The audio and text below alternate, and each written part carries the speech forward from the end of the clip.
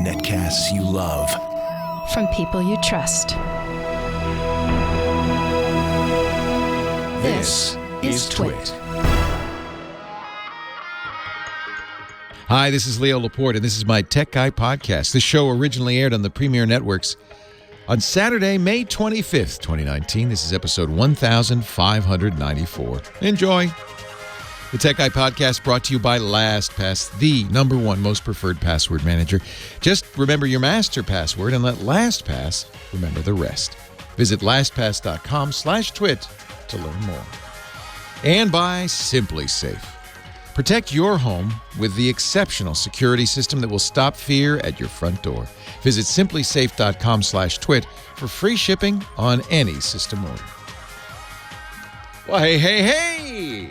How you doing today? Leo Laporte here, the Tech Guy. Oh, yes. Oh, yeah. Time to talk computers, the internet, home theater, digital photography. We got your smartphones. We got your smart watches. We got all your smart stuff. 8888, ask Leo the phone number if you want to talk high tech. I certainly would like to do it with you. 888-827-5536, toll free from anywhere in the U.S. or Canada. Outside that area, you could still reach us, but you got to use some sort of finagling. You got to use Skype out or something like that to call us. You know, something to call a phone number from VoIP. But it should be free because, well, you know, finagling.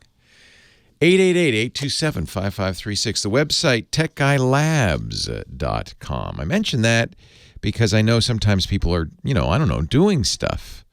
They're driving around, you know, it's a, you know, weekend, Memorial Day weekend, I know, I don't, it's okay. No judgment here. I understand. So you're just kind of half listening. But if you hear something and you go, wait, what? You don't have to write it down. You can't press rewind, but you could go to techguylabs.com. That's the website. And there you will find everything from the show, including after the show, audio and video. So you could even, if you wanted, rewind. I can't believe he said that. Did he really say that? Rewind that. And then there's also text, and there's answers to, and links, like when I talk about something, which I'm about to do. I'm going to talk about something. Oh, yeah. That'll all be there, and you can find it. You can even leave your own comments. Friday afternoon, Brian Krebs, who is one of my personal security gurus. Brian's great. He worked at the Washington Post for years. Now he has a blog called Krebs on Security. And one of the things Brian has really good connections with the underbelly of the internet, the hackers, the crackers, the dark side. And partly they hate him. He's been attacked many times in varieties of ways by hackers. But partly they respect him. I think there's a lot of respect for Brian. And partly because he reaches out and talks to them. So he seems to know a lot about what's going on. Friday he tweeted, "Stand by. Massive breach information coming up." And I went, oh boy. It's kind of, just another week. Another week in breach. This week in breach. I should do a show. This week in breaches. Actually, it's not a bad idea. You would never run out of material.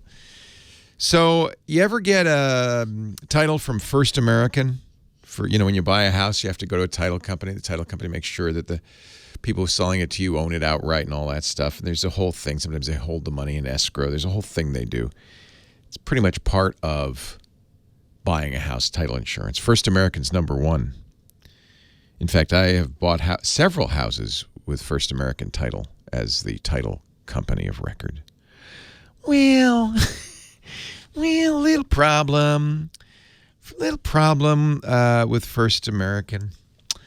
So if you've ever have bought a house and used First American as your title and settlement service, they're pretty big. They're a Fortune 500 company in Santa Ana. They have 18,000 employees. They had $5.7 billion in income last year, so they're no little itty-bitty company. Brian writes, earlier this week, I was contacted by a real estate developer in Washington State who said he found this weird thing, and he was trying to get First American Title's attention, but they weren't paying any attention. See, it turns out that when you get title insurance, they send you a link, a website link. This is not unusual. It's a special URL that's got a long number in it that represents your records. And those records have a lot of stuff. I mean, everything, your application, your home application, it's got your social in it. It's got pictures of your driver's license. It's got, account statements. It's got title documents for the buyer, for the seller, and it's got, your application. I mean, it's just got basically everything. Your life story is in there. Well, it turns out when you get that address, that special little magic address, that long number, and we've seen this before. It seems like somebody should know about this. If you change the number, like add 1 to it or subtract 1 from it, you'll get the previous record or the next record. You can go all the way back. In fact, Brian entered the lowest number he could, which was 000000075. He found a real estate transaction from 2003. Then he did 76 and 77, kept going. Each time he incremented the number, another record, completely in the clear, every bit of information. 885 million records, PDFs, post-dated forms for upcoming real estate closings. 885 million public, wide open, no encryption, no protection. And if you figured out the thing, and by the way, hackers know about this because we've seen this again and again and again. This is a very common flaw. No password, nothing. So presumably he's not the first to find it. In fact, he isn't, because this guy from Washington State found it, and then First American Title ignored him. Fortunately, Brian has a little more clout. Before he published the blog post, First American disabled. Here's the statement. First Americans learned of a design defect in an application that made possible unauthorized access to customer data. At First American, get ready, you've heard this one. Privacy, security, and confidentiality are the highest priority. And we are committed to protecting our customers' information. We forgot a little bit on this one. I made a little mistakey-wakey. Company took immediate action to address the situation and shut down external access to the applications after, let me do some figuring, 16 years. Oh, good. We're currently evaluating what effect, if any, this had on the security of customer information. Well, I can tell you, without much evaluation, it isn't good. We will have no further comment until our internal review is completed. Okay. What can I say? What can I say? By the way, I said this happened before. Yeah, last December, Kay Jewelers and Jared Jewelers, remember them? Same problem. Last August, financial industry giant Fiserv, same problem. So LifeLock, July, kind of the same problem. LifeLock only gave away email addresses, so that's not quite so bad. Panera Bread, remember that one? That was April. That was only your name, email, physical address, birthday, and partial credit card number. So that's, this is about as bad as you can get, because this is everything. This is as bad as, Equifax or anything. I mean, this is just bad. And, like I said, my records are in there with everybody else's. Several houses, as I remember. Nothing you can do. You can't fix it. A lot of websites do this. Our website does this with our podcasts. You can go to if you go to twit.tv/TTG, I think it's 1, you'll get the first episode. 2, you'll get the second episode. But I'm not hiding anything. I don't have any personal information about you. Oh, man. So we're going to fix that as soon as we can. Just so as you know. Breach of the week. This week in breaches. I was all set to talk about something more interesting, something cool, but I just thought maybe I ought to mention that. Maybe I shouldn't have, because what are you going to do? There's nothing you can do. Welcome to the modern world. If you I don't know what to say. So what everybody says when this happens is, you should probably be regularly checking your credit statements from Equifax, Experian, and TransUnion. Make sure nobody's using your information against you. check your credit card statements. Make sure nobody's buying sneakers in the Philippines on your account, and good luck. Good luck. Sometimes, I imagine they'll do this. They go, and just because we care, your privacy is of the highest concern to us, we're going to give you 1 free year of credit monitoring. Nothing against credit monitoring. I pay for LifeLock for me and my family, everybody I know, practically, because I do want to know. But honestly, then what? I mean, that's when your troubles begin. Oh, they got my social. Oh no. 8888 Ask Leo. I mean, there's not a lot you can do at that point except call around, change your credit card numbers, I guess, and tell people. I think it's a good idea to keep a fraud alert on your Equifax, Experian, and TransUnion accounts at all times. I just think so.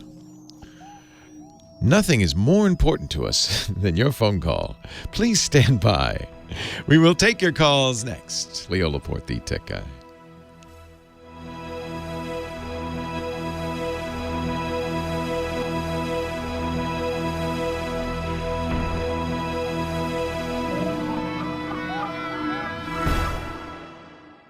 Unbreakable. That's her name. The unbreakable Kimmy Schaffer. Kimmy don't take no Schaffer. Hey, Kimmy. Good morning.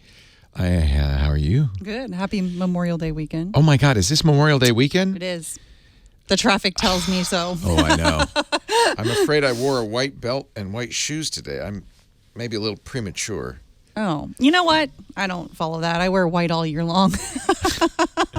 I think it's different for ladies. Well, and it's also, we're in California. Yeah, we're not in Montauk. Yeah. It's not Nantucket. I don't know. I don't follow those fashion rules at all. What do you think you are, Martha's Vineyard? I'm wearing white shoes and a white belt. I don't care. Yes. So your job, as I remember it, I mean, don't tell me. I know. I'm thinking. What was that again? What does she do? Your call is very important to Kim. Yes. Please hold on. You answer the phones, right? I should just answer the phone that way. Your call is very important to Leo. Hold on. Your social security number is very important to us. Please hang on. Your call will be handled in the order in which it's accepted. That's pretty much true. Yeah. Do we ever do stuff out of order? Do you ever say, oh, this is a good one? Once in a while, like if somebody, there's certain circumstances where I'll bump people You'll promote? up, but I try to do things fair. Yeah, if there's a call that kind of corresponds with another earlier call that I think So if should somebody go calls right in away, with an answer, it's always a good thing. Exactly. Yeah. Well, I guess then, chat room's already figured out what I'm going to ask. What's that? Who's our first caller? Oh, that's an easy one. Patty in San Diego is wondering why her name that may not be mentioned, Echo thingy, when she's listening to our mothership, KFI, why is it playing her San Diego? Let her act. She knows more about her problem. I love how you're for some working reason with this. She wants to hear LA commercials. You're working with this. Not San Diego commercials. Thank you, Kimmy. Thank you. Hello, Patty. Welcome to the show. Leo. Hi, Leo. What a delight to speak with you. Thank you. Although I'm sorry I have a reason to speak with you. First of all, I have to tell you, I think it was about 4 years ago. My husband and I were up. We followed our son that was in college playing soccer, and we were up in, Northern California. So we had some time, and we slipped over to see you. We were so excited. Came to you, and you were out of town. You were in, I think you were in Australia. Yeah, but we sat on your ball chair, and you sat on my ball. Yeah, they let us. They let you. Yeah. I'm going to have some words with it. No, of course. Oh, that's nice. So you got to come in the studio and walk around while no one's in here. Yeah, we were real sad we didn't get to. I got to do that once at Michael Savage's studio. But he has these big signs on the door that says, "Do not come in here. Nobody is allowed in here. You must not come in here." Well, we were actually surprised but pleased that they were so open. Oh, I have a great team. Oh, yeah, here. come on in. Oh, I'm so glad. Anyway. I'm very pleased too. Yeah, and unfortunately, sometimes I'm not here. If you email tickets at twit.tv, Twit's my the parent podcast company. Yeah. If you email tickets at twit.tv, that's the best thing because then they know what my schedule is and they'll give you directions and stuff. But it's okay to show up. And we, typically you talk about, I'm going to be out of town. We we were. You were here. Doing all this traveling. We went to Vallejo. We were at the Maritime College there, and then we were up in Anguish at Pacific Union College, and we just had extra time one day, and we said, "Oh, let's drive to Petaluma." Oh, I'm so glad you did. Didn't. Yeah, well, anyway. Okay, so yes, on my Echo, which is what I call it, and every time I say that, it pops up. And we have several devices. I like to listen to KFI in Los Angeles, which is how I'm listening to you right now. And you have excellent taste. That is our mothership. Yeah. Yes. Oh, I love listening We've to been on KFI since 2004. 15 years I've been on KFI. I don't even know how long I've been listening to them. I've lived in San Diego almost 40 years. So, I just recently, probably like in the last 2 to 3 months, I've started hearing ads from San Diego. Oh, interesting. And this is on the Amazon Echo. Yes. Yeah. And so when you're listening to the internet, which is what the Echo does, versus listening to the radio station, you're listening to an internet stream that the radio station makes. It's not just the Echo saying, "Oh, let me tune in my radio and put it out through Patty's speaker." It's just as if you went there with a web browser or something like that. You're going to the KFI internet stream. So, in general, it used to be the way they would do it. They sell different ads for the internet stream than the local radio show. Most radio stations do that for good reason. If you're a LA carpet merchant, you don't care if somebody in Muncie, Indiana is listening because they're not going to buy your product. And so the radio station will tend to drop in stuff that is more useful internationally or globally or in the United States, whatever they allow. In fact, a lot of times... But it only happened like 2 to 3 months ago. Yeah. Never had a problem before. So something interesting has happened that's even a step beyond that. So KFI for some time might have been just saying, well, we're not going to do a special internet stream. We're just going to put our ads in. Then they might have taken the second step, which is, well, we're going to put specially sold ads just for the internet in there. You'll hear that, too, on TuneIn if you listen to even TV. I listen to MSNBC, for instance, on TuneIn, and I'll hear different ads. You can even hear the very unpleasant switch as the one ad begins and they go, "Oh, no," and they play a different one, that kind of thing. Yeah. That's just how internet streaming is. They're trying to make it more pay better than just the radio ad. But now you found something even more interesting. You probably remember this, or maybe you don't, but when you set up your Echo, you gave it your address. Yes. And they say so that the weather forecast will be useful. Yeah. But they happen to know your address. And I think KFI is, and I'm not sure, KFI probably is through iHeartRadio, so it's probably all of iHeartRadio. They're doing something even smarter. They're saying, what is the geolocation of this listener? And they're putting in ads for your locals, which is very sophisticated. I didn't know they were capable of that, but apparently they are. So that's kind of cool. In fact, listen to one right now. Here comes an ad for your local area. So I think that's probably the newer, I haven't paid attention, but that's probably a newer capability. They know your geolocation. So they're going to stream you an ad that's appropriate, which either means KFI is selling into the San Diego market. I doubt that because we're on KOGO in San Diego. We're on KOGO. So probably... Yeah, I don't like to listen to them. Well, probably what's happening is iHeartRadio, which owns both stations, is putting KOGO ads in there, would be my guess. Well, but I've contacted iHeart, and they've instructed me to just go and to change the location on my devices to Burbank. Right, because it doesn't know, but then you'll get the Burbank weather forecast. Yeah, but it's not. It hasn't worked, though, is what I'm saying. And so I guess it is that last thing that I haven't changed is the location with the Echo. Yeah, you have to change the Echo now. Your home services won't work. You're right. Yeah, it'll break all your home services. Remind me when I get home and whatever. Yeah. So there's issues. Actually, that probably comes from your phone, so it probably won't affect your phone.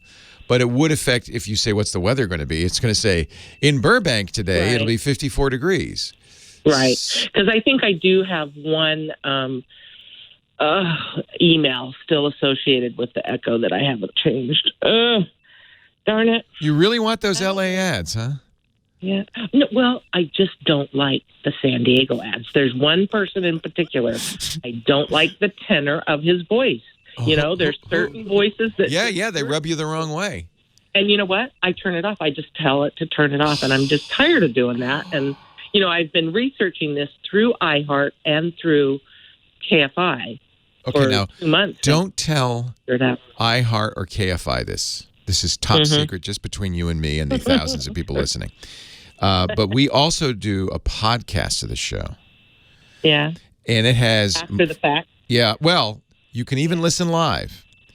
So this is a new thing you could try, but don't tell them because they'll get mad at me if I tell you this. Okay. So if you want to listen live, you go, Echo, listen to Twit Live on TuneIn, and you say that at the hours the show's on, which you know already are 10 a.m. to 2 p.m. Pacific.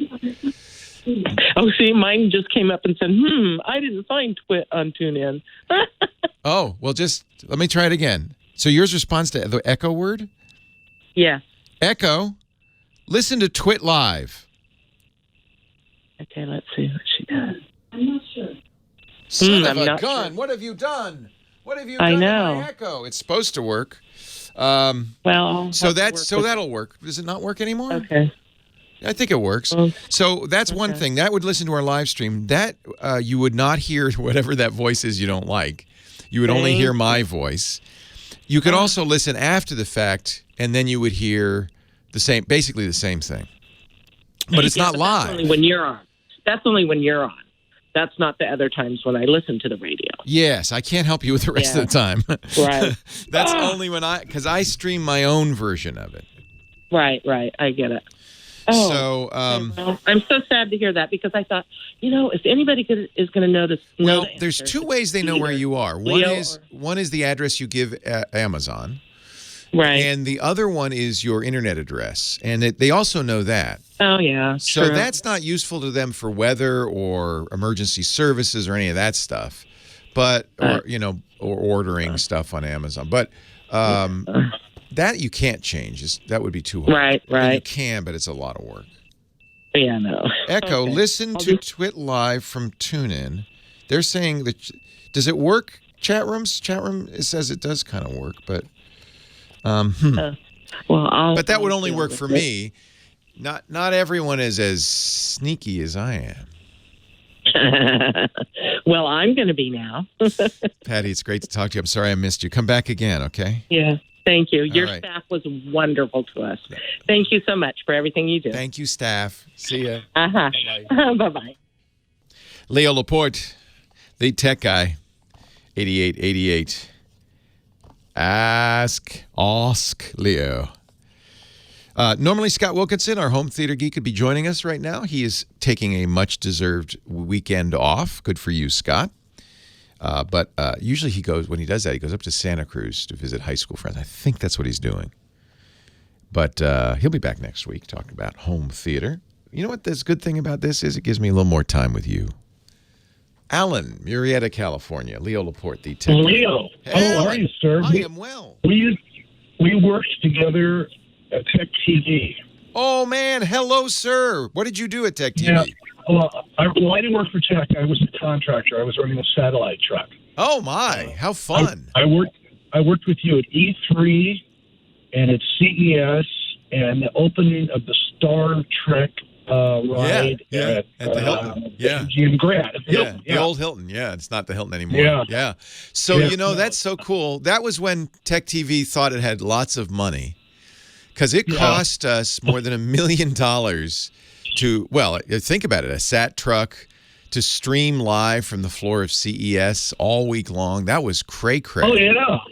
And I forget your partner's name. You worked with somebody. One year was Kate Botello. The other year was Patrick Norton. It was Patrick Norton. Yeah. That's what it was. Yeah. Nice. And that's why I became friends with Michaela. Oh, I love Michaela. Of course, she went to KTLA, and now I think she's at CNN. No, they dropped her show. What? Show. Oh, yeah. I owe them an angry letter. Dear sir, you have very much disappointed me. Yeah. Well, where did she go? Do you know? I don't know. I don't know. I thought she might. I figured she may try to make an entree back to KTLA, but I haven't seen it. She's beloved there, I would imagine. Yeah, I know, yeah. We had a Tech TV 20th reunion last year, and nobody remembered to tell Michaela. I felt so bad. Oh. It was I wouldn't have known it was on Facebook. I'm not on Facebook. Apparently, she's not either. Somebody who is on Facebook told me. Nobody told Michaela. So we called her from the reunion. It was so sweet, and she was in tears because she couldn't make it. Oh, that's too bad. I know, but she's a great person. Michaela Pereira. She's wonderful. Yeah. A sweetheart. Oh, absolutely. Yeah. She was mostly nice to me, which I give her credit for. Yeah, I wish those days were still here, but unfortunately technology has... We've kind of, I have to say, I don't know if you've seen any of the stuff on our podcast network, This Week in Tech, but we've kind of duplicated in many ways Tech TV. I don't have Michaela. I would hire Michaela if I could. Maybe I should call her. I kind of wish there was still a cable channel devoted to this kind of stuff. Yes and no. I mean, because we're on the internet... Nowadays, why be a cable channel? We can be seen in every country of the world.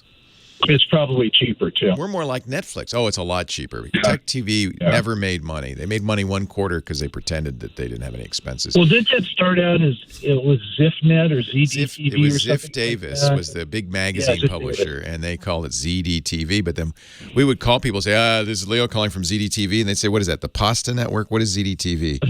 And so after a year, we wisely decided maybe we should put the word tech in the name. There you go. Because it was basically ESPN for nerds. It was all geek, all tech all the time. But it was great. It was fun. I thought it was wonderful. It certainly made my career. I was an unknown talk show host until then. Well, there you go. See what happens? See? Michaela is on Twitter at twitter.com/ I think I'm going to say this. I hope I'm saying it right. Let me look. Yep. Michaela. Just Michaela. Yeah. She says she's a journalist, storyteller, and hugger. There she is. That's true. All true. All true. What can I do for you? Okay. So about 2 years ago, I updated my QuickBooks. And I'm sorry. Yeah. Okay. And right after that, I started getting this annoying pop-up from Java about some type of software, JDK they called it. And I looked and tried to figure out a way to get rid of this thing. It's mostly annoying. It just pops up randomly. And I've got no clue on how to get rid of it. So you said QuickBooks, not QuickIn, right? No, right, yeah, QuickBooks. Oh, good. Okay, I'm not laughing anymore because we use QuickBooks. Okay. QuickIn, I would laugh a little, but not too much. Yeah. It sounds like the QuickBooks Online Java SDK provides a set of Java class libraries that make it easier to call QuickBooks Online APIs. They care about it. It sounds like... Oh, it says you can ability to perform single and batch processing of CRUD operations. Well, no wonder they use Java. So CRUD probably means something in bookkeeping. I don't know, but okay. So apparently, the answer to this is QuickBooks is using Java. Now, for security reasons, neither Microsoft Windows nor Macintosh come with Java anymore. Right. So you will probably have to install it by hand, which isn't such a big deal. You only need the Java runtime. You don't need, the Java programming environment. And it comes from Oracle. It's free. It's a free download. I would suggest getting it from Oracle. Okay. So you go to Java, used to be you go to java.com. Just to make it safe, let's go to Oracle, oracle.com/Java. Okay. And then... but that's all about using Java. Let me see if I can find a Java download page. Well, there's a button on this pop-up. Well, but I'd be very nervous because that's the kind of thing a malware program would do, right? Yeah. So you want to make sure if you click that button that it takes you to java.com. I guess that is the Okay. place to go. And a secured Java.com. Yes, make sure that padlock is closed and the connection is secure. And if you click on the padlock, it says the certificate belongs to java.com. That way you know you're in the right spot. And there you can download. And all you really need to do is download The runtime. the JRE, the Java Runtime Environment. I remember I used to have to do that with Windows. Yeah, Windows doesn't come with it, and Apple doesn't come with it, and there are times you need it. So java.com, I would just go there, install it, and then see if that pop-up goes away. If it does not, then it's time to say, maybe that pop-up is not really coming from QuickBooks. Maybe that pop-up is coming, look at the link it's sending you to. The problem is you can't really... I run this program called Malware, and it does scan the computer, and it would tell me if it was kind of nefarious. This is a common misconception I want to flatten. People, and this is why I don't like antivirus programs, even Malwarebytes. People think they're safe. You are not. At best, by the way, Windows comes with Defender, which is a perfectly good antivirus, so you don't need any secondary help. At best, antiviruses get half of the infections, and almost always they're the old ones. New infections almost never stopped by your antivirus. And people who install an antivirus now have this misconception, I'm safe, I don't have to worry, pop up, schmop up. Well, you're not. Just because you have Malwarebytes running doesn't mean you're safe. And honestly, if you get something and Malwarebytes can then clean it up, it's still not a good thing because you don't know what's on there, and Malwarebytes isn't guaranteeing 100% fix. So honestly, a pop-up that says download something is always to be treated with suspicion. The worst thing you could do is say, I'm safe. I got Windows Defender. I got Malwarebytes. I just click this link. No problem. No, you should always treat it with suspicion. Best thing to do is enter the URL they provide you and do it by hand, not click a link. Because a link can be obfuscated. It could say java.com. You click it, and it's really going to badguyhacker.com. Downloading something that looks like Java, but it isn't. And believe me, once you get that on your system, you will curse your luck. You'll be saying, I guess I have to buy a new computer because it's just a mess. Don't trust that antivirus. It's not enough.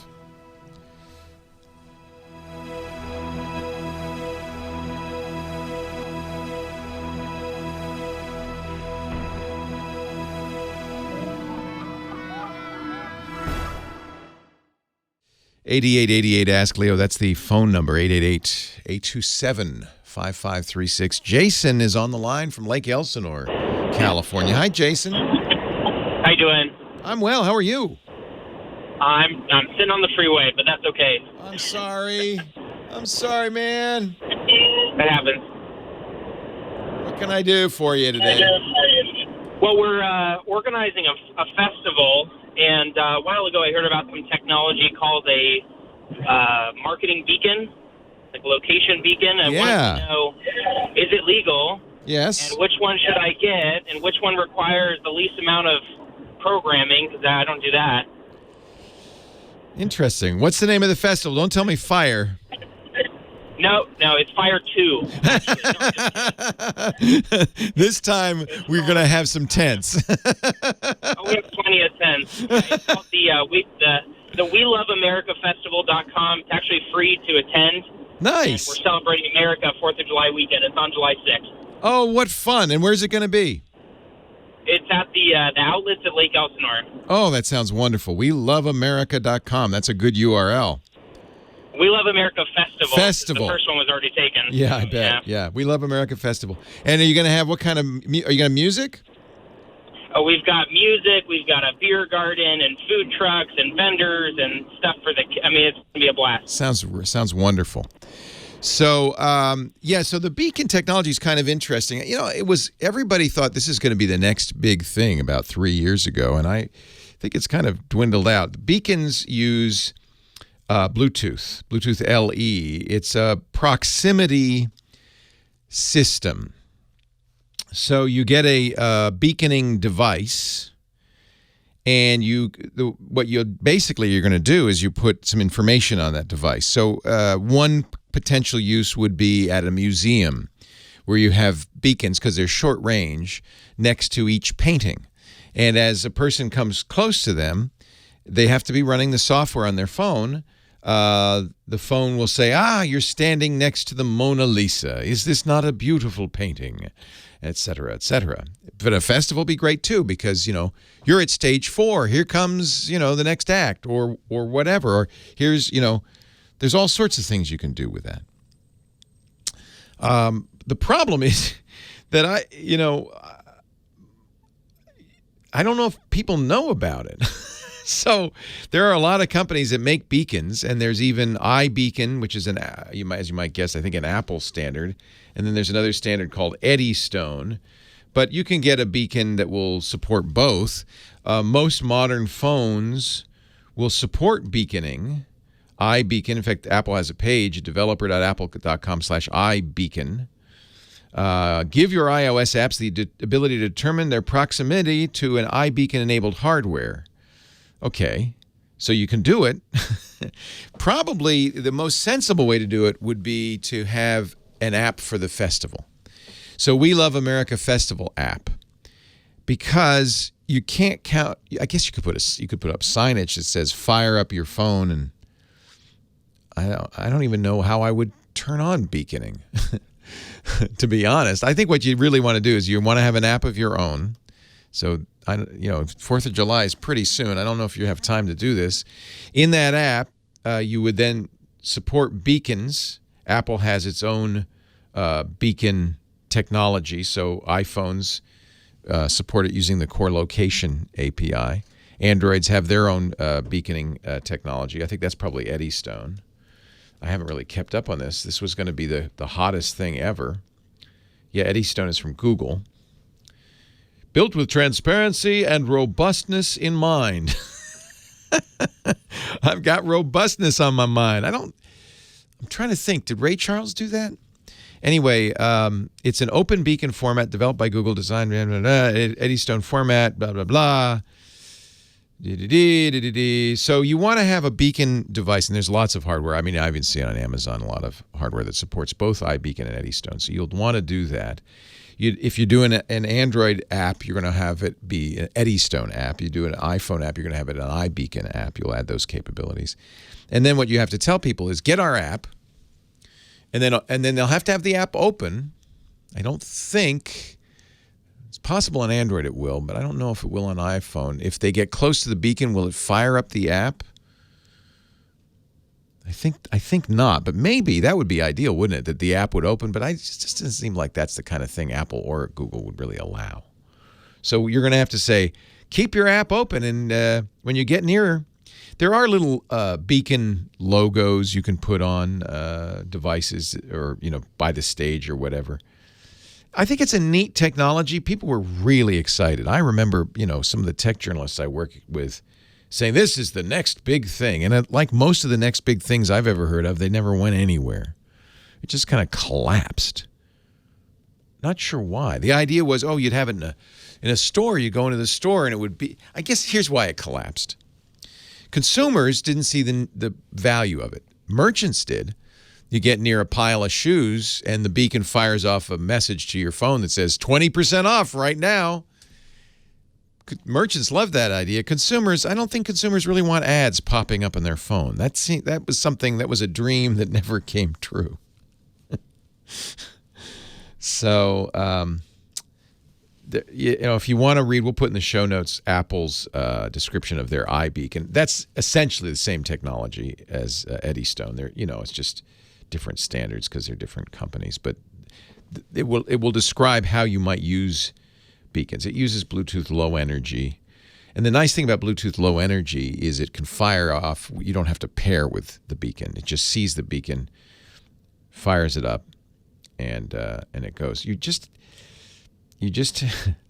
I should show you the Apple diagram. If you click the link that we'll put in the show notes at techguylabs.com, Apple has a little diagram of how beaconing works. That is, I would say, optimistic, to say the least. The iPhone says, I see 2 iBeacons. And then iBeacon 1 says, here I am. and then the iOS device says, "Here I am." But given the privacy concerns people have these days, I think this kind of just didn't happen. I think it was a good idea. I have not seen any, and maybe there are, but I have not seen any apps say, "Hey, beacons are supported." It's a perfect thing for a store, especially like a big box store, somewhere where it's hard to navigate, a museum. I think it's a great idea for a festival, but it requires, I guess the bottom line is, first you got to do an app. You got 2 months. Good luck. It's going to be kind of tight turnaround. October 2018, here's an article from VentureBeat that the chat room found for me, the title kind of says something to you. Why beacons failed to gain traction. I just honestly think that it's a very specialized thing that you can't expect consumers to have running all the time. So it's got to be just, you got to have a America Festival, Why We Love America Festival app that uses beaconing. Let me just see what VentureBeat says. Why? Why did it fail? Oh, wow. Google this week did away with nearby notifications. That was last fall. Following on the heels in its decision to gut support for Eddystone from Android and Chrome in October 2017. Oh, never mind. Never mind. I'm sure Apple still has it in there because they never take anything out, but wow. The good news is the beacon, this is kind of like NFC. Remember that? Where we used to have little stickers on the wall of our studio that said, "Tap me." And it was an NFC sticker. If you tapped it, your browser would open. It would go to a website. This is kind of, you don't even have to tap it. You just need to get within a few feet of it. Beacons are cheap, $4 to $50. Your question is which to get? I don't know. Alongside Eddystone, Google released the Nearby API for Android and iOS, which uses not just Bluetooth, but Wi-Fi and, get this, inaudible ultrasonic sound to establish proximity. There's also a paragraph, "Mo beacons, mo problems." So there you go. Everything you ever wanted to know about beacons. Leo Laporte, the tech guy. Yeah, a QR code might be a lot easier, actually. Come to think of it, that's probably what I would do, Jason, is a QR code. So, because everybody now is used to that. Who would have thought that would have beat NFC and beacons? But it did. So you know what I'm talking about, Jason? Right. So if you could put a QR code up on the screen at the stage or even on physical things, and people know when they see that, kids especially, young people especially know, oh yeah, it's a QR code. They point their camera at it on iPhone or Android, and the camera will then open up a website for you. Then you wouldn't. Yeah. Do you have an app? No. No, we don't. But the younger generation, I think, like being advertised too. They like when. Oh yeah. When So I thought I was watching some YouTube videos, and this one guy was making a recommendation, and he said that you don't need an app. That it's just When was the video on YouTube made? That's a good question. It was guarantee you a few years ago, because that was the kind of the dream, right? That I think one of the reasons that didn't happen is because of QR codes. Because the reason is I think consumers prefer it because then it's up to them. Right. Nobody, and that's why Google disabled this, nobody wants a pop-up on their phone saying, hey. Nobody wants that. And, this was like a good idea. It was, oh man, let me tell you, I remember Robert Scoble said, oh, this is going to be everywhere. There are going to be beacons everywhere. And imagine that. Your phone every 5 feet goes, hey, pants here. Hey. I remember Eric Schmidt of Google said, we envision a world where you'll be walking down the street and you'll get a notification on the phone that says pants 50% off over here. That is not a world anybody wanted. It makes sense if you have an app and people are running your festival app, but it's too late to do that. It's way too late. You can easily do NFC. There are free websites where you can say, Do you have a website? You have a website. We know you do. So there's free websites where you can create a QR code for a URL. So you can have, what was the address again? WeLoveAmericaFestival.com. So you can have WeLoveAmericaFestival.com/stage1 or WeLoveAmericaFestival.com/food court. You can have a website, which you can easily create, right? You know how to do that. You can then get a QR code and you can print them and just stick them there. And then anybody who says, oh, and you could say on the QR code, for more information about the festival or more information about this stage, get the stage schedule, whatever.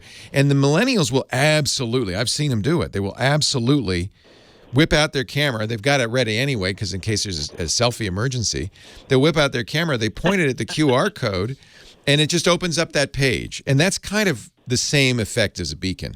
The difference is the user is going to get it instead of you pushing it to their phone, which I think people decided, no, we're not going to do. Probably better. Yeah. Very cool. I appreciate it. Thank My you pleasure. so much. Yeah. Thanks for calling. I appreciate it. Good luck with the festival. What a great idea. Thanks to, who was that in the chat room? Because I got to give credit. Preeter Nat, who said, how about a QR code? You're absolutely right. You're absolutely right.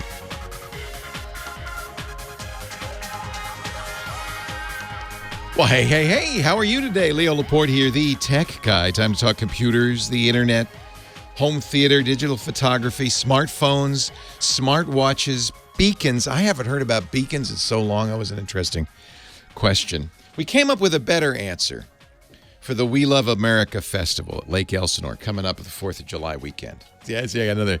You like that? You like I got a little plug in there for you, Alan? You didn't know. Who needs radio time? Leo gives it away. Boss is going to kill me. But I realized the best way, the modern way to do this. So beacons were Google's idea of this is the future. In fact, I remember Eric Schmidt when he was CEO at Google. He's now retired. He actually left the board of Google. But remember, he was CEO. He was what they called the adult supervision. Eric was funny because he kept saying things, creepy things, that made people nervous. Like he just didn't understand. So one of the creepy things he said, I should find the exact quote because it'll be creepier in its entirety. But it was something like the vision that Google imagined for the future was a day when someday you'd be walking down the street and your phone would say, hey, there's pants 50% off over here. Hey.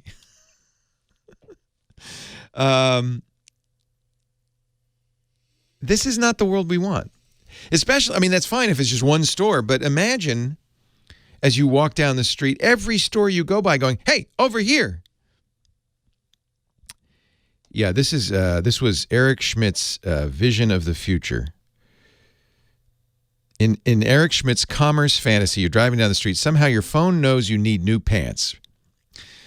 Google knows everything. The phone somehow realizes there's a pants store on the left, beacons, and a pants store on the right, beacons, and knows that through Google Offers, the store on the right has the cheapest pants deal.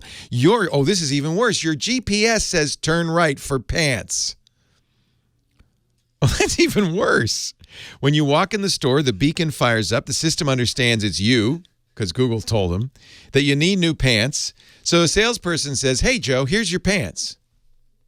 You tap your phone to pay, and boom, pants. My favorite part is the GPS saying, Leo, turn right for pants. I do not want that. Do you want that? No, you do not want that. No one wants that. So that was the vision that both Apple and Google had of, these beacons. And I admit there were people in my business, not me, people in my business who thought this is the greatest idea ever. This will make the world a better place. But you can imagine just going down the street and your phone firing off every 10 seconds saying, over here, 50 cents off pizza, over here. I mean, it's a nightmare. It's a nightmare vision of the world. So that didn't happen. What a surprise. Some museums probably still use beacons. But those systems would work. You would either buy, rent one of those things you hang around your neck with a headphone, or maybe it would be a smartphone app. But you'd open it up knowing that you were going to get those beacons, and there'd be a beacon at each painting. That makes sense. It's not the modern way. And I would never have thought this. I'll be honest. Maybe I thought beacons were a bad idea, but I thought that QR codes were an even worse idea. You see them everywhere, though, now, right? You know those funny, it's a square with lots of weird dots in it. It's not, it's just goo. It's a computer-readable code, a QR code. But the kids know about QR codes, and it's a simple thing. They've got their phone right at their side. They're probably already in the camera apps because they're taking selfies.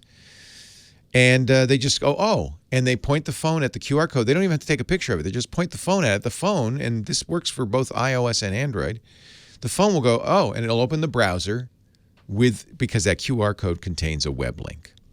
So I told Alan, this is really what you should do. If you don't have an app yet, which he doesn't, it's too late. You're doing this in July. You're not going to make an app in that time. But this you could do easily. You already have a website. You could create pages for all the different things you wanted to tell people about. You could even put audio and video on them, right? It doesn't matter. People are on their mobile phones. They'll be able to play audio and video. So you put audio and video on them, or whatever content you want, and you put a QR code up at the stage. You say, for more information, or want to know who's coming up, and you put the QR code. I guarantee you everybody at your festival will know what to do with that, because somehow, unaccountably, that became the way to do it. I'll tell you why it's better from the user's point of view. It's very simple. It's something called push versus pull. This is an old computer terminology. It's been around for ages. Your email, for instance, is pull. You open your email program, or you open the web page, and it pulls in the email. You, on request, you go and you get it. Push is, many notifications are push, where they get pushed to the phone. You don't do anything. The phone just lights up and says, hey. And I think we're all starting to realize push can be pushy. We got enough pushes in our world. I don't know if you've ever done this. I recommend it. Go through your smartphone, turn off notifications for almost everything. You don't want notifications for maybe except for text messages, missed phone calls. There's a few things you want, but I look at my phone and I got 4 or 5 pages of notifications. When I wake up in the morning, it's much worse. The thing to do is go through those and disable them. Push, it turns out push is annoying. Push is great in some cases. Sometimes, you do want push. You want notifications, or you want content pushed to your phone. Podcasts are push. If you subscribe to a podcast, actually they're push or pull. Depends on how you do it, and I love that. It gives you the choice. But if you subscribe to a podcast in your podcast program, then it goes from pull, you going out to download it, to push. As soon as it's available, download it. And a lot of people like that idea. The 3 podcasts I listen to every week, I just want them on my phone so that I don't have to even think about it. I just open it up and there they are. That's push versus pull. And that's exactly the difference between beaconing, which is push and pushy, and QR codes, which are pull. The user gets to decide, do I want to know what that is? Yes. So I hold up. And they don't need a special app or anything. It's built into the phone. So I think this is a good solution for that festival. Sounds like a great festival, too. Good luck with that. It's going to be a lot of fun. So good on Elon Musk. We make fun of him a lot because he says kooky things. He does. But at the same time, he kind of backs him up. I drive a Tesla. I love my Tesla. I sometimes wonder, one of the things Elon said at last month was that by next year, this doesn't seem credible, by next year, almost all Teslas will be out there driving people around like Ubers, automatically. He says, we know that people only use their car about 22 hours of the day. 2 hours of the day. That means 22 hours of the day they're just sitting around, right? That's true. It's in your garage or in the parking lot. And, you're only using it a little bit. So we're going to put a button on the Tesla that you push that button and says, go out and sell yourself on the street. So that people can, use their special app and say, I need a ride, and your Tesla will go get them, drive them. And he says people will be making $30,000 a year on their Tesla, letting people ride share with it. Next year, he said by 2020 that'll happen. Now that's crazy talk. You know what? It probably will happen, but not next year. Not for a while, it really. But he also said, and I thought this was kind of cool, he said, we're going to launch, I thought this was kind of crazy, we're going to launch, about 1,500 satellites. They're going to be deployed in low Earth orbit, about 273 miles above the Earth, all over the Earth. Actually, I underestimated it.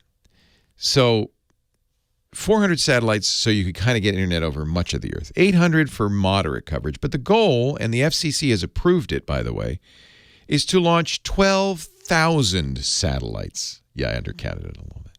12,000 satellites.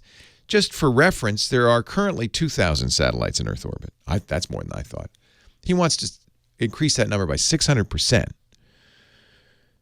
But what will it do? It'll give high-speed internet to every corner of the planet. I thought, that's nuts. So I also watched the launch on Friday. I hope you did too, because it was a thing of beauty. SpaceX launched their first 60 satellites, and they're up there. Krypton thrusters. Didn't even know there was such a thing as Krypton. I thought that was made up in Superman. Krypton thrusters, keeping the satellite in orbit. They're specially designed so that when their useful life is over, they run out of krypton, I guess. They burn up in the Earth's atmosphere. Now, he says eventually they'll 100% burn off. Right now, they only like 90% burn up. So I don't know what that means. A wrench or two will come out of the sky sometime. 12,000. But it worked.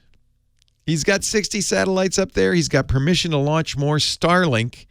If he does this, we will look back and say this man changed the world, because there will be high-speed gigabit, high-speed internet access on every corner of the planet, everywhere.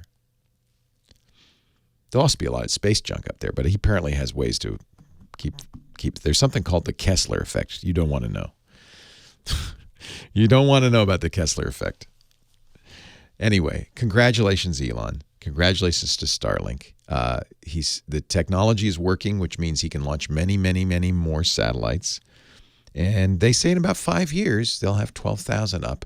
5 years from now, do you think you'll look back and say, oh, remember when you couldn't get gigabit internet access everywhere on the planet? Remember those days? Well, how did we live? How did we live? Leo Laporte, the tech guy, 8888. Ask Leo.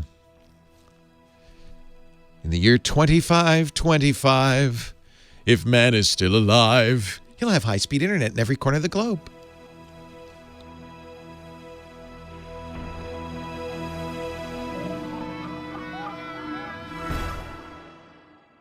Phew. What a day, what a day, what a day this has been. What a rare mood I'm in. That was a real bad one. What? The XP. Oh, nasty. Did you have XP computers? No. But That would scare me. security now. Yeah. Oh, man. It didn't require anything. It was a true 0 day. There was no user interaction at all. It just... And, you have to think that's been in there forever. Yeah. So, I'm sure some people knew about it. That's why I use Linux. Not because it's more secure, but just because no one uses it. What? What? At home? Oh, at work. Yeah. No wonder you have to babysit those computers. They're not on the internet, I hope. No. Well, that's fine. As long as they're not online, what does it matter, right? Because people who make the decisions. Yeah, no, I know. They're protecting our tax dollars. I don't blame them. That's okay. It ain't broke, don't fix it. It's also... You have to run antivirus on these computers that aren't. Well, of course you do. And you have to find an antivirus that still works, because most of the browsers don't work anymore. But you know where the virus is going to come from, right? From the disk installing the antivirus. Yeah. Or the USB key they found in the parking lot, yeah. And the thing is, you're a target. You're not just, Joe Blow off the street. I mean, I don't know what part of the Strategic Air Command you work in, but... Well, and still, as much as people are, there's emails and questionnaires and stuff, people still do it. Of course they do. I say this all the time. Your employees are the weak link in your security. Do you use a password manager? You use LastPass. Not at work. Not at work? No, you have to use the United States Government Password Manager, whatever that is. Yeah, your brain. They don't have a password manager? Oh, because so at least it's locked down with second two-factor. At least it's got that. But you got to remember all the rest of it. Or put it on a Post-it note. That's what I find. If you just put it on a Post-it note right on the monitor, you don't have to worry about remembering. Or, I put it under my blotter. And then sometimes I see nobody will ever look there. Or just keep it in a book called Passwords. I saw it was at was it Target or somewhere? And you can buy, maybe it was Staples. There's a nice book. It says Passwords on it.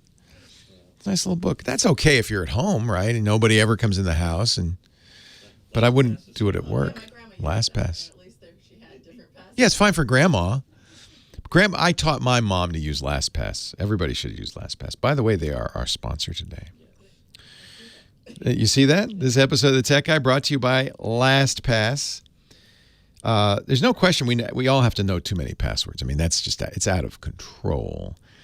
And the temptation as a result is to do one of a few things. One, to put a Post-it note on the screen or put it in a book or write it down or carry it in your wallet, whatever.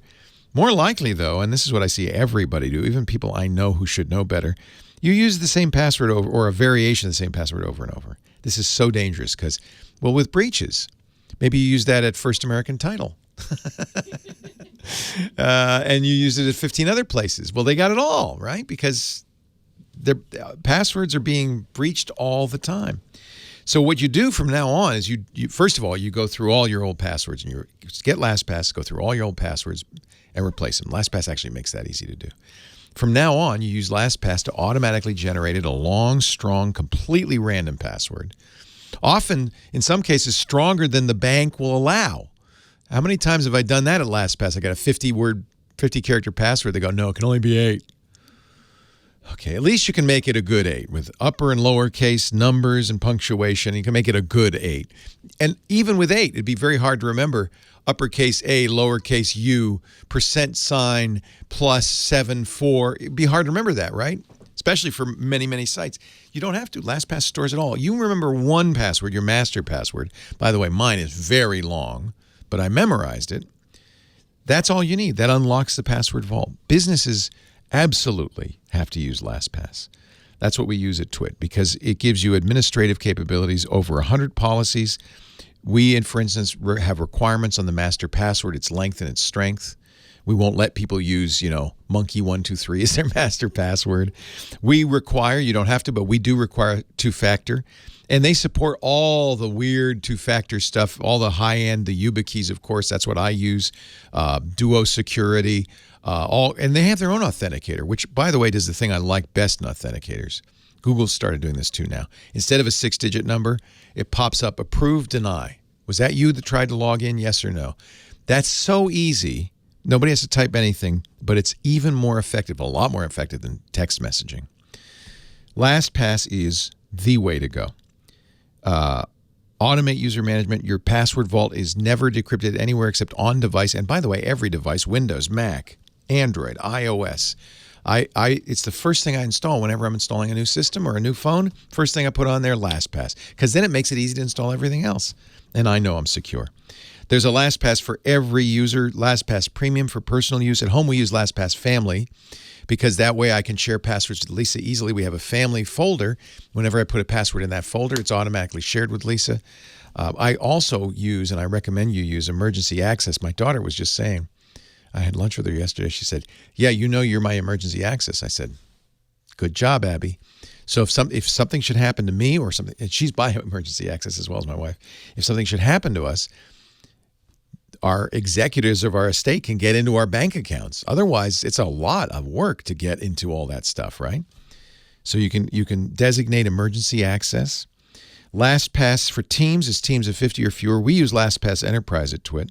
In fact, we believe in it so much it's actually a benefit of employment at Twit is you get a LastPass account for yourself too.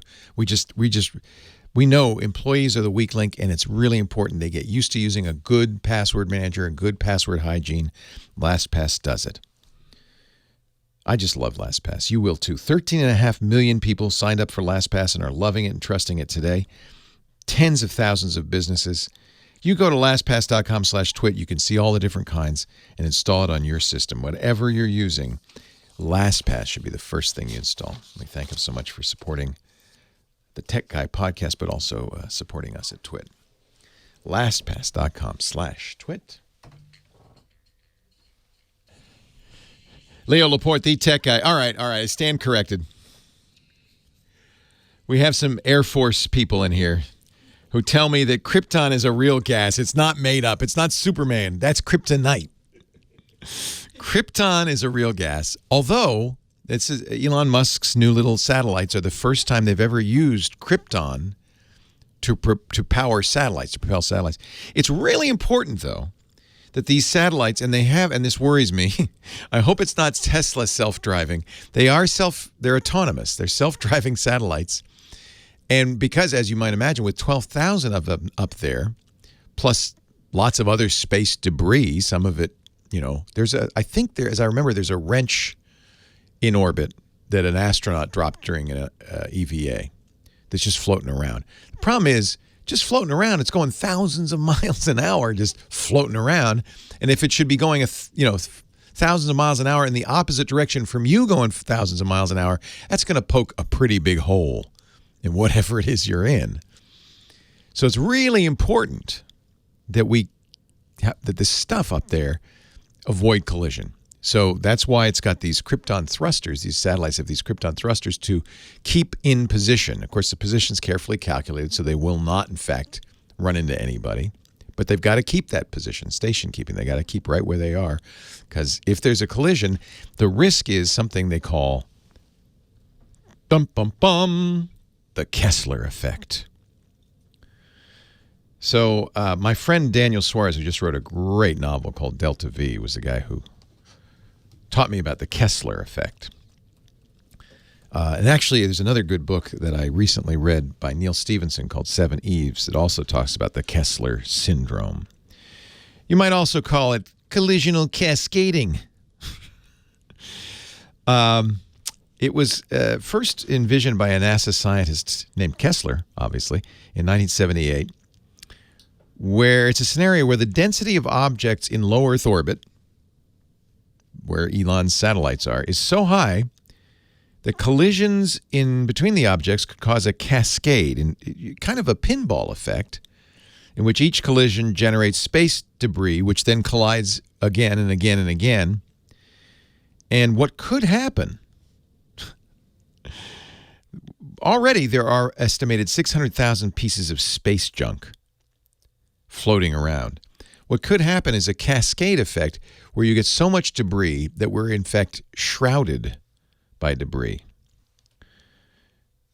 The sun would be blocked out. That would be kind of catastrophic for us, but would also eliminate the ability to leave Earth orbit because you couldn't get out of it. We'd be in jail. So I don't know if the FCC is responsible for maintaining, keeping us from getting a Kessler syndrome. I don't think that's probably something they're looking at. They did approve 12,000 satellites, but did they really, question? Now, Elon, your Teslas aren't supposed to run into each other either, and occasionally they do. You're pretty sure this is going to work, right? Oh, yeah, that's going to work. I was going to put 420 satellites up, but now I think 12,000 is a better number.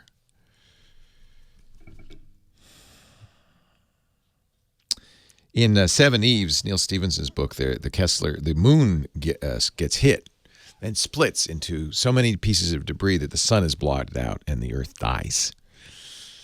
Yikes. But it would at least prevent escaping the Earth's atmosphere.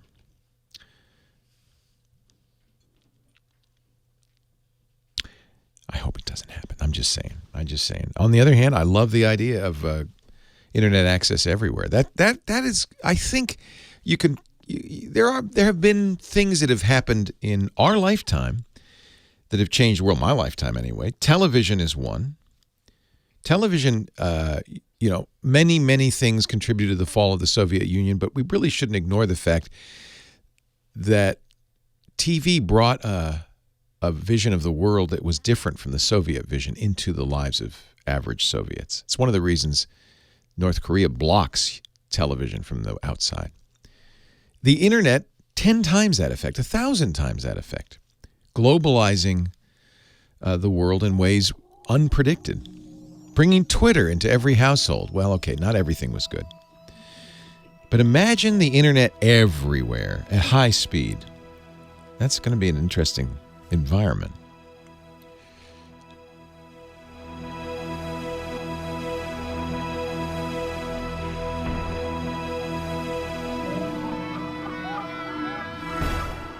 Actually, that's part of the one of the things that happens in Fallen Dragon. You remember that, the great Peter F. Hamilton book? They want to avoid alien invasion, so they actually set off a Kessler syndrome to close the sky, meaning aliens can't land. So there's some benefit. Maybe Elon has some interesting ideas about things. Maybe Elon's trying to protect us from alien invasion. He's so strange. I wouldn't be surprised.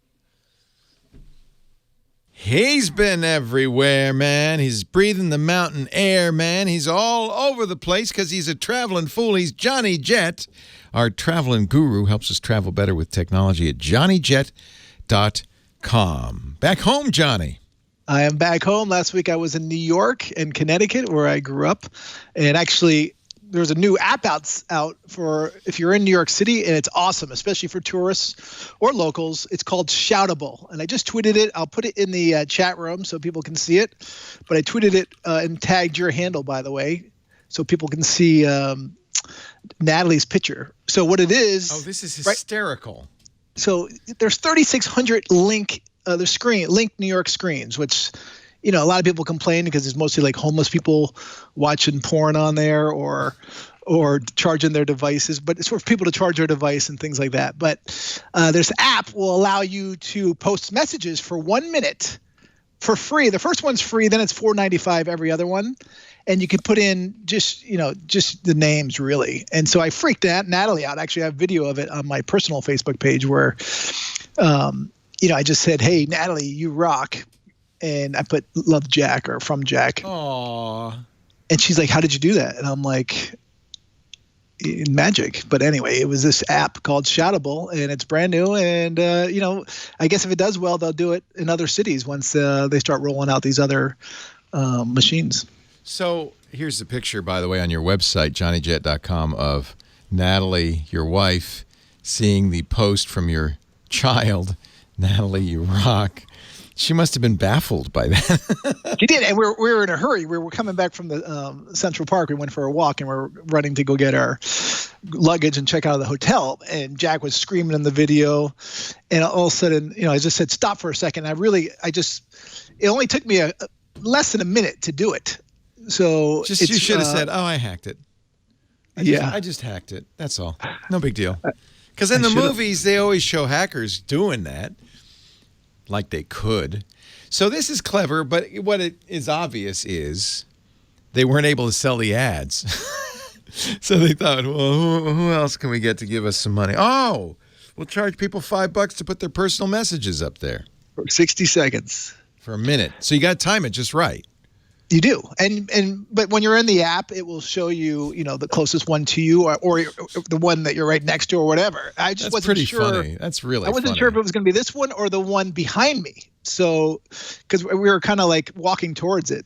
And I said, I guess I got lucky because it was the right one. Wow. Natalie's clutching her stomach, by the way. I just want to warn you. She's due in August. You better be careful, dude. Don't want to surprise her with too many things. That's nice. Yeah. That's really awesome. That's really okay. Great. Yeah. Shoutable, and it's Shoutable app. Shoutable app. I just put it in the chat room and also put it on Twitter. My handle's Johnny Jet. It's also my Instagram, which I did a few days ago. But I also had something else came out new this week. LAX has a new Twitter handle for stats. And I know you love using Twitter for this reason, although I thought you got off Twitter, but it looks like you're back on. I did not briefly. I did in August. I got rid of it. And then Twitter said, we're going to fix the abuse problem. So I said, well, I'll give them a shot. And so far I haven't been abused, although Now that I've said that, I guarantee you I'll be abused. Well, there's all, I use TweetDeck, and there's all kinds of filters. So yeah, I do use TweetDeck. That helps me because I can the get filters, rid of a lot I do of not stuff. see any of that stuff. My problem is not that I don't see it. I don't mind seeing it. I just don't want other people to see it. Right. So, but there's nothing I can do about that. So that's life. I think Twitter, I have such mixed feelings about Twitter. It is both a great medium. I mean, look what you're using it for. Right. But it's also a garbage fire. And I don't, it's like at the same time, it's a dumpster fire and a great medium. I don't know. It's crazy. So what is this Twitter handle? So it's called Fly LAX Stats.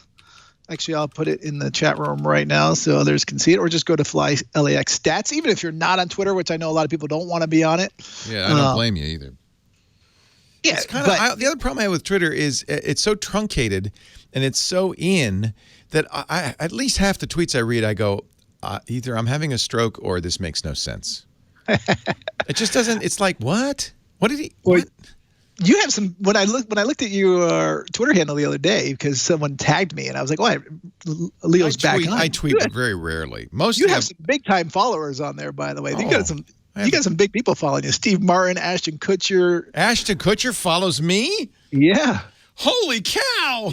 There was a whole. I was like, wow. How do you know? Wait a minute. How do you know fancy people are following me? So you just go to twitter.com, your handle, and then you see who's following you. Oh, you went through that whole list? There's 600,000. No. 556,000. Actually, no. Sorry. What I did was went to who you follow, and then it shows you. Because I'm only following 3,000 people. By the way, some say that's too many. No. That's part of the problem I have, is I'm following too many people. It's fine. Twitter is I feel like I can't. I don't have a Facebook account. That one I can safely eliminate. And I know you use it to promote. I do use Facebook. Facebook's it's good for my personal and also for business wise. Right. Right. I mean, I connect with people when I travel. But anyway, with this Fly LAX Stats, so if you go to LAX at all, every 15 minutes they tweet what the parking situation is. They'll tell you how many spaces are left. They'll tell you the routes. That's a good use for Twitter. Is. Yeah, I think that's a good use. And the security, it's all up to date information. So, I go to LAX all the time. I was there, twice last week. I'll be there twice this week. And so, if you're not going through LAX, then obviously don't follow them. But this is a good use of Twitter, and it helps me because right before I go out, I just take a look and do I need to leave a little bit earlier? Nice. Or not.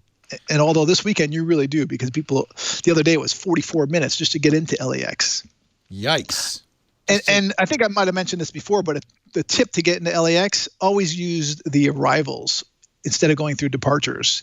But Uber and Lyft cannot take you downstairs to arrivals, so you need to either have a private car or one of your friends take you. But it will save you at least 15 minutes of your life, at least.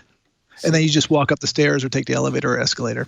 See, now I've found another reason to be depressed about Twitter. I'm going through all the people I follow, and I'm seeing how many of them don't follow me. And it's like, it's not a reciprocal relationship. I thought you'd be following me. That's because you. That's what I could say. Oh, it's because they don't think I'm on it. Yeah. That's for sure. And also another tip, by the way, which I actually emailed you about this week, about the charging stations in airports. Yes. Go ahead. Tell us about that, and I'll tell you what I do. Yeah. So, I saw an article saying don't ever use a USB charging station in an airport. And I clicked the article. It was on Forbes. And, they say hackers can go in there and upload stuff. So, whenever I travel, I rarely ever use them, and I definitely won't ever now. I always just, plug in into the outlet directly, and it charges faster, I find, and that way I guess you won't be. It is better. You should never plug into a strange USB port, because if it's hacked, it could hack you back. So because remember, USB is not just power; it's data. But what I do, and I sent you this back in a response. I hope you got it. I did. Thank you. Yes, I use what my friend Steve Gibson calls a USB condom. This is the PortaPow, and you plug your USB cable from your device into that, and then you can safely plug it into a USB charging port at an airport or anywhere in public, because it's only power. The data wires are not connected, so they can't hack you through it. So this is Okay. a really good idea. Everybody, and they're $12 for two of them. Porta-Pow. And Okay. I just I'm gonna carry recommend that in my my backpack with me, and I won't plug into anything if I don't have the Porta-Pow on. Yeah, even when I'm like when I fly on the airlines and I plug it in the USB port once in a while, it will say, "Do you want to connect to this device?" And I'm like, Yeah, no. it's data. But it won't warn you necessarily. That's the thing. There's ways to hack your machine through a USB port that give you no notice, so it's always good to be careful. Leo Laporte, the tech guy.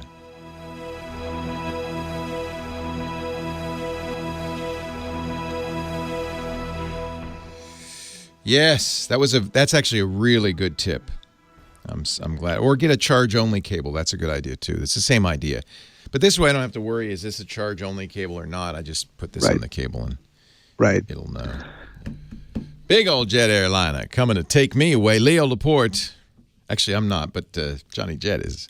Leo Laporte, the tech guy. Back to the phones we go. Line 4 is Mike in Grand Rapids, Michigan. Hello, Mike. Hi, Leo. Welcome. What can I do for you? First of all, honestly, I called 2 weeks ago, and you helped me out tremendously, and thanks for that. Oh, good. But I've been messing around with Linux lately, putting it on my machines and not, and then so I put them on a USB thumb drive, but sometimes I've broken a couple USB thumb drives where my computer can't see the thumb drive, but I can see it in Disk Manager management. Oh, interesting. And I try to format it or do something, but whenever I try to format it in Disk Manager, it says, "Oh, this thumb drive is offline. Do blah blah blah." It's not mounted. Yeah. Yeah. So my computer, it doesn't register. Actually, on hold with you, I just broke another one trying to put elementary. Where are you finding these USB drives? Did you get them in a Captain Crunch box, or is it you spending good money on them? No, yeah, they're just SanDisk, like 16 gigabytes. So, in general, my advice is if you have trouble with a USB thumb drive, just stop using it, throw it out, because they're cheap, and what you don't want it to do is put stuff on it and then not be able to read it. Flash drives, especially USB thumb drives, are made with usually a cheaper form of flash memory called eMMC, and it can fail. And it can fail in weird ways. The fact that Disk Manager sees it only means that Disk Manager is seeing the USB interface to it, that it says, yeah, there's a USB device on here, but it doesn't tell you anything about whether you can read to it or write to it. In fact, it can't mount it, which means it can't read it or write it. And I would not try to recover it, in other words. I would not try to figure out a way to save it. That's a sign that you probably don't want to use it, because what if you put something on there and it doesn't work anymore? The good news is they're cheap as, anything these days. And what I do, because it sounds like you're playing with Linux, most Linuxes will install on 32 or even 60. You can get fairly small thumb drives. SanDisk every once in a while has sales. I just bought something like 8 64-gig thumb drives for $20 or $30 each. They're not huge, but I don't want huge. I just want them big enough to put Linux on there or an operating system. For instance, I have one that has my Windows 10 Restore software on it. Not the data, because that's much larger, but the software on it. So that's what I use those for. And then if you need big ones, you can buy much bigger ones, obviously, but those are going to be more expensive and even more prone to failure. You didn't format. Now, there is one possibility. If you put elementary on OS on there and you used Rufus or something like that to make the boot drive. Power ISO. Okay. So remember now, that's no longer readable by Windows. That is now an ext4 file system, a Linux file system. Windows can't read it, period. So what Windows will say is, well, I see a drive, but I can't do anything with it. I can't mount it. In fact, what it normally will say is, I can't read this drive. Do you want to eject it or format it? Yeah, I get that on. That's fine. That's what'll happen with a Linux drive, because it doesn't. Windows only understands a few file systems: NTFS, HFS, not HFS, FAT32, FAT16, EXFAT, that kind of thing.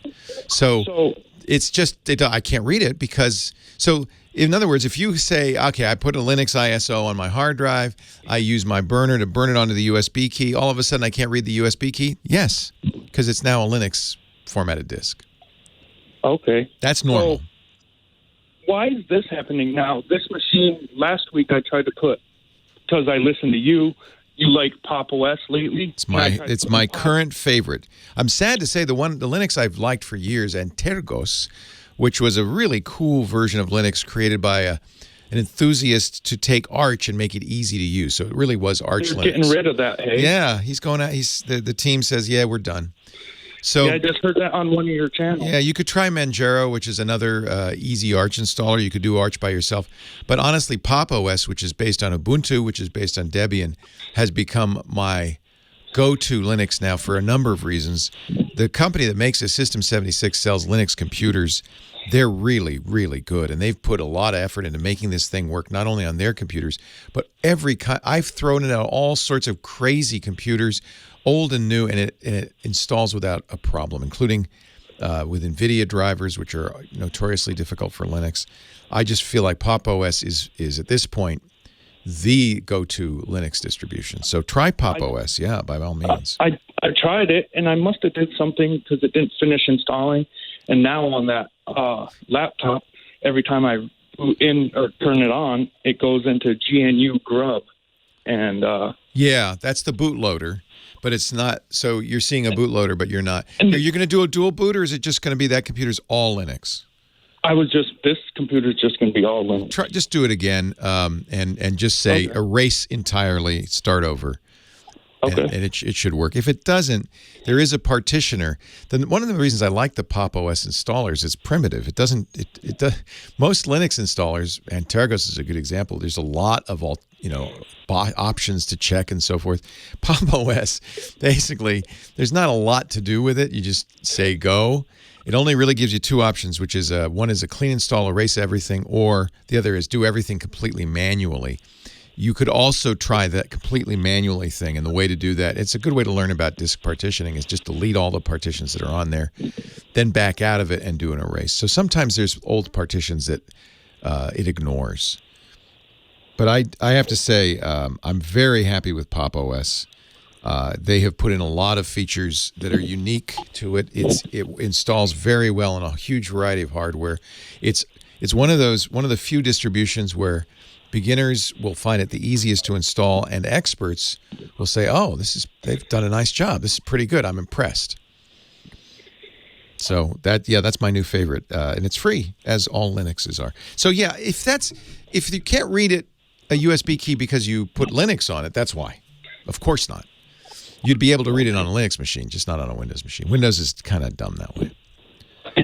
Okay. Okay. Hey, I appreciate it. But again, my advice: anytime a flash card for a camera or a USB drive gives you any problems, you can't format it, you can't mount it. If it's a Linux drive, you should be able to initialize it and make it a Windows drive again. You'll erase it, but at least you'll know it works. But if you can't initialize it at all, throw it out, because it's damaged and there's no point in trying to use it. Same thing with any drive, truthfully. Once a drive malfunctions, it really isn't. It's a foolish economy, in my opinion, to continue to use it. Get rid of it. Get a new one. They're cheap enough now. It's just somebody in the chat room just gave us a link to a story from Computer World, which started in 1967. It's one of the kind of the great computer magazines. They're still around. When Computer World started in 1967, a 1 megabyte hard drive was $1 million. $1 million. And today, it's closer to a penny a gigabyte or less. Actually, much less. A gigabyte is probably about 9 cents, 5 cents, maybe even as low as 2 cents a gigabyte. $1 million a megabyte. That's how far we've come. Tech Guy Podcast brought to you this week by my home security system, Simply Safe. It should be yours too. Simply Safe is simply the safest way to protect your home. Home security that helps you feel safe. 24/7 protection. And it protects you through everything. I mean, power outage, no problem. burglars with a bat trying to beat down the home base. No problem. Blizzards. No problem. Simply Safe has won so many awards. The Verge calls it simply the best home security. Reader's Choice Award from PC Magazine. 2-time winner of the CNET Editor's Choice Award. Top pick from the Wirecutter. And I say it's great. Not only do I say it's great, I set up friends and family whenever they say, what's a home security system I should install? I say Simply Safe. By the way, this is why I like Simply Safe. Small, unobtrusive sensors, all the sensors you need, even things like, not just glass break and open a window, open a door. They have motion sensors. Someone's coming down the hall. Water detectors. You put that next to your hot water heater. And then a home unit, a base unit that's gorgeous. You won't mind having people see it, but that you cannot destroy. And 24/7 monitoring at the best price ever with no contract. About a third what the other guys charge. No installer. You go and you do it yourself. There's no drilling or screwing. You just boop, the little adhesive-backed sensors. You put them in place. One of the reasons I like that, it's easy to move them. Renters love Simply Safe. You just take it with you. What else can I say? I mean, it's affordable. There's no contract, no hidden fees. It is the best home monitoring system, and it just works. Simply Safe. Make your home feel like a home. Safe and secure. You get free shipping with a 60-day money-back guarantee, so there's no risk at all when you go to simplysafe.com/twit. SIMPLISAFE, simplysafe.com/twit. It's the home security, the only home security I trust. Simplysafe.com/twit. Thank you, Simply Safe, for paying for the Twit podcast. We appreciate it. Well, hey, how are you today? Leo Laporte here, the tech guy. Time to talk computers, the internet, home theater, digital photography, smartphones, smartwatches, all that jazz. Satellites, 8888 Ask Leo. The Kessler Syndrome, 888-827-5536. It's toll free from anywhere in the U.S. or Canada. If you're outside that area, of course, I hope you will still call us and participate. You can just use Skype.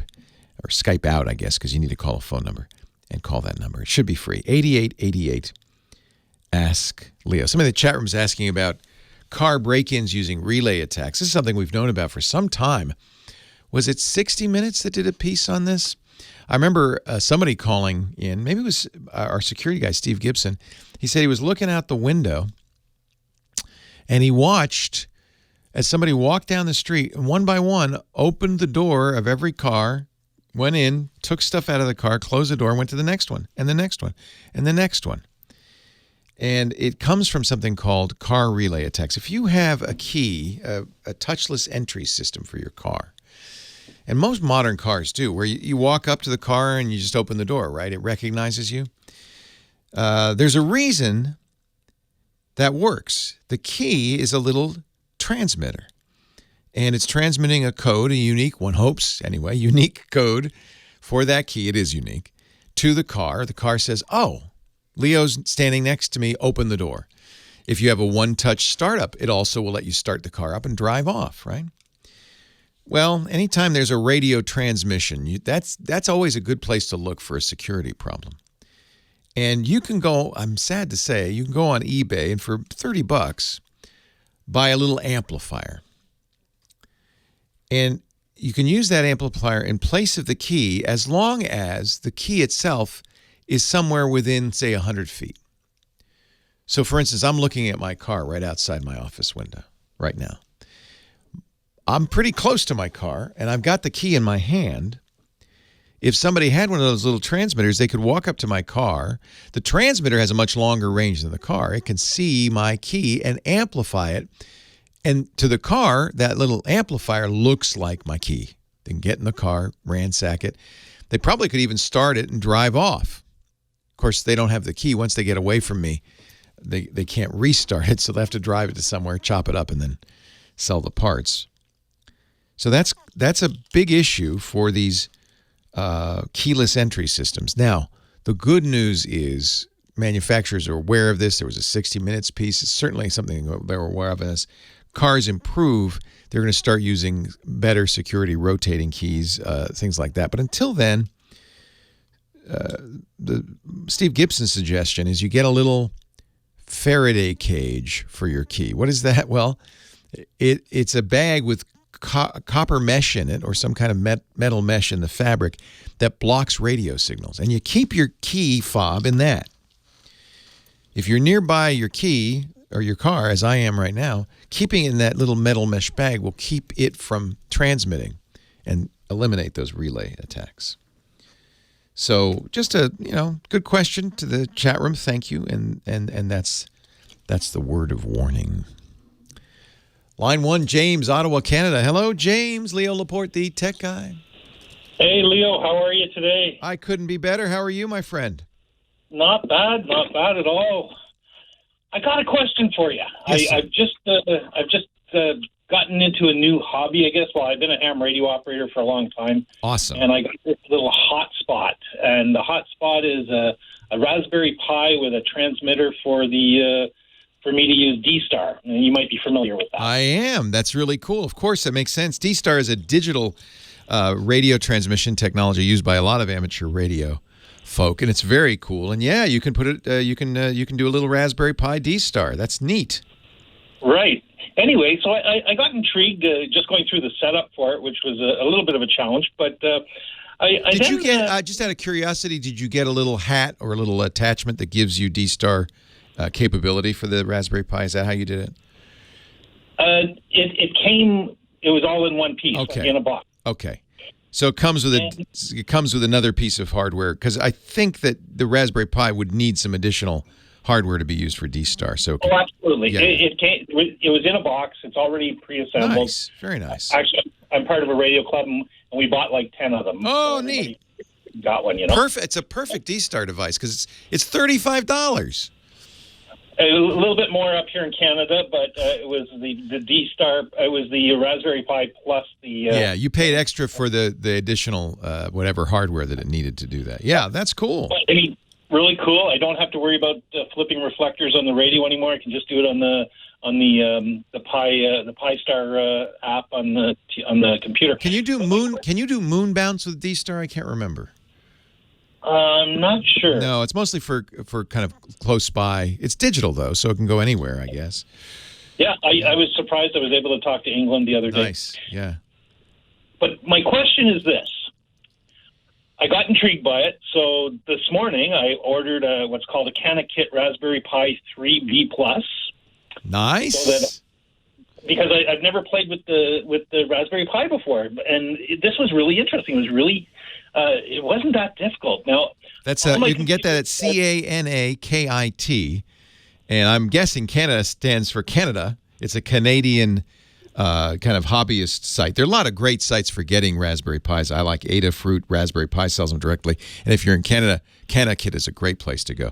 And what I should explain, the Raspberry Pi is a $35 computer that runs a variety of operating systems, most often a version of Linux called Raspbian, and it can be used for so many different things. It's a great little project computer, but it's a real computer. That's what's amazing. It even comes with built-in HDMI out. It's got USB. It's got Wi-Fi. It's really sophisticated.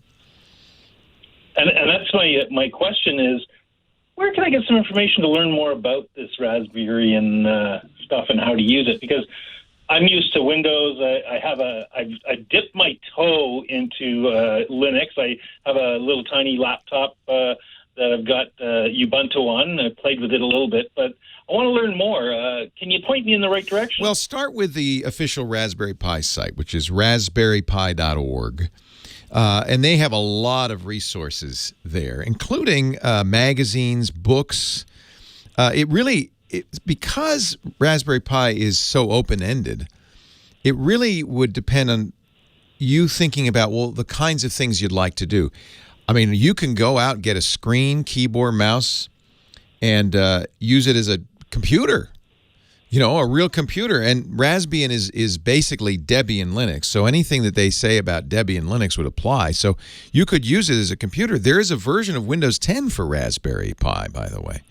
That comes with Minecraft, a special version of Minecraft that can be programmed with Python. So whenever I see a kid who's really into Minecraft, if I, a great way to get them into computer science is to get them a Raspberry Pi for $35 and say, did you know you can use a computer programming language and build houses with one keystroke? No. Tell me about that. You can build a bridge that'll blow you up as you walk across it. You can do all sorts of fun things. So it really depends on what you want. By the way, that all comes from a book, a wonderful book. I think it's from the No Starch Press, called Programming.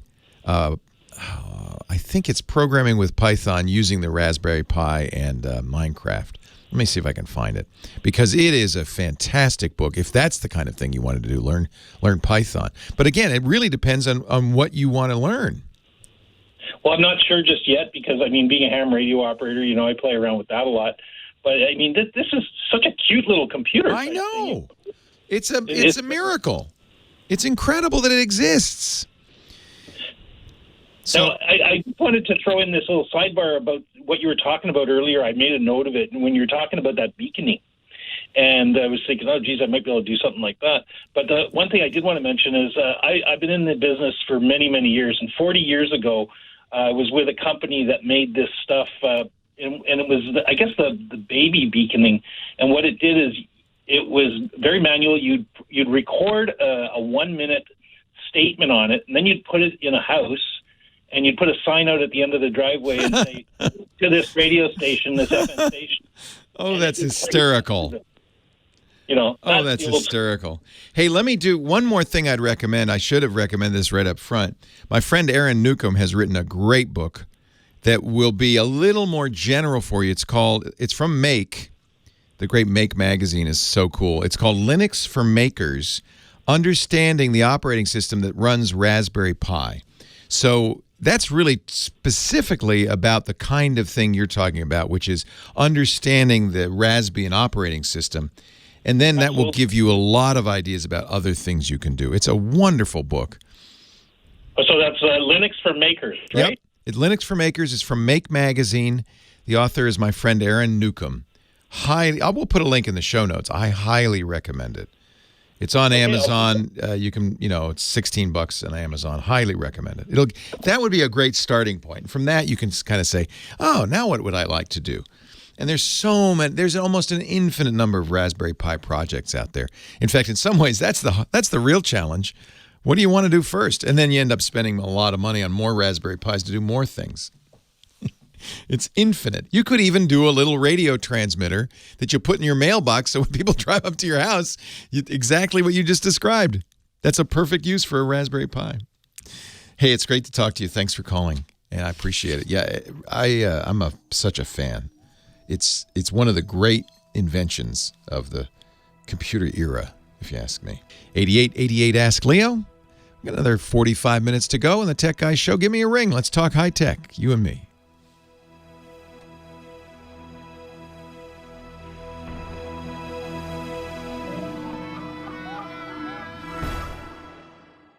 Leo Laporte, the Tech Guy. Line 3, Susan, O'Fallon, Illinois. Hello, Susan. Hello, Leo. Oh, my goodness. I've been waiting so long. I had to grab my Anchor charger, hook it up to my phone. Hallelujah. I'm sorry to keep you on hold so long. Thank you for being patient. I'm sitting here watching you with your little aluminum foil fez. And yes, well, I had to put that on after we were talking about the key thing. Yeah. So, I'm glad you have an Anchor charger. I love these Anchor chargers. In fact, that was one of the things I was going to talk about today because I just got the new Anchor Power Port Atom, but I'll talk about that another time. You tell me what your issue is. I got it upon your recommendation. Good. Everything here on my desk is probably upon your recommendation. Oh, I'm touched. I'm honored. Thank you. I appreciate your trust.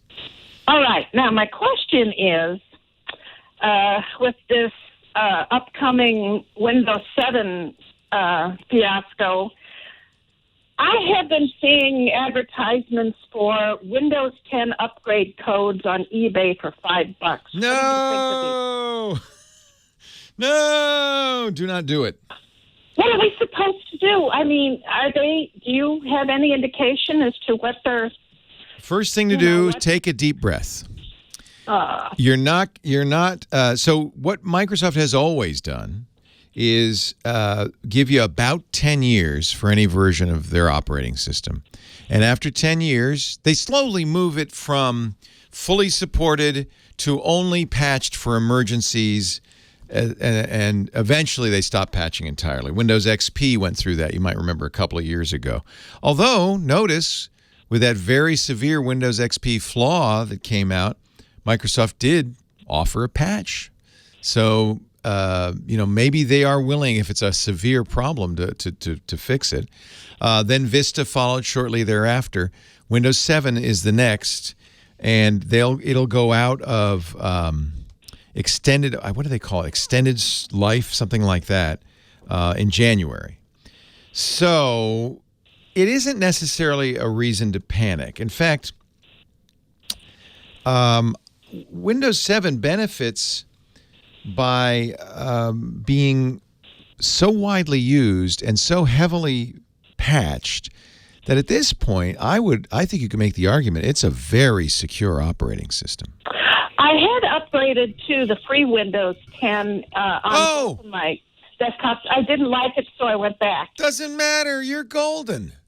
So here's the thing. In fact, this was my recommendation. A couple of years ago, Microsoft, knowing end of life was coming in 2020, said, all right, anybody who's running Windows 7, you can upgrade to Windows 10 free.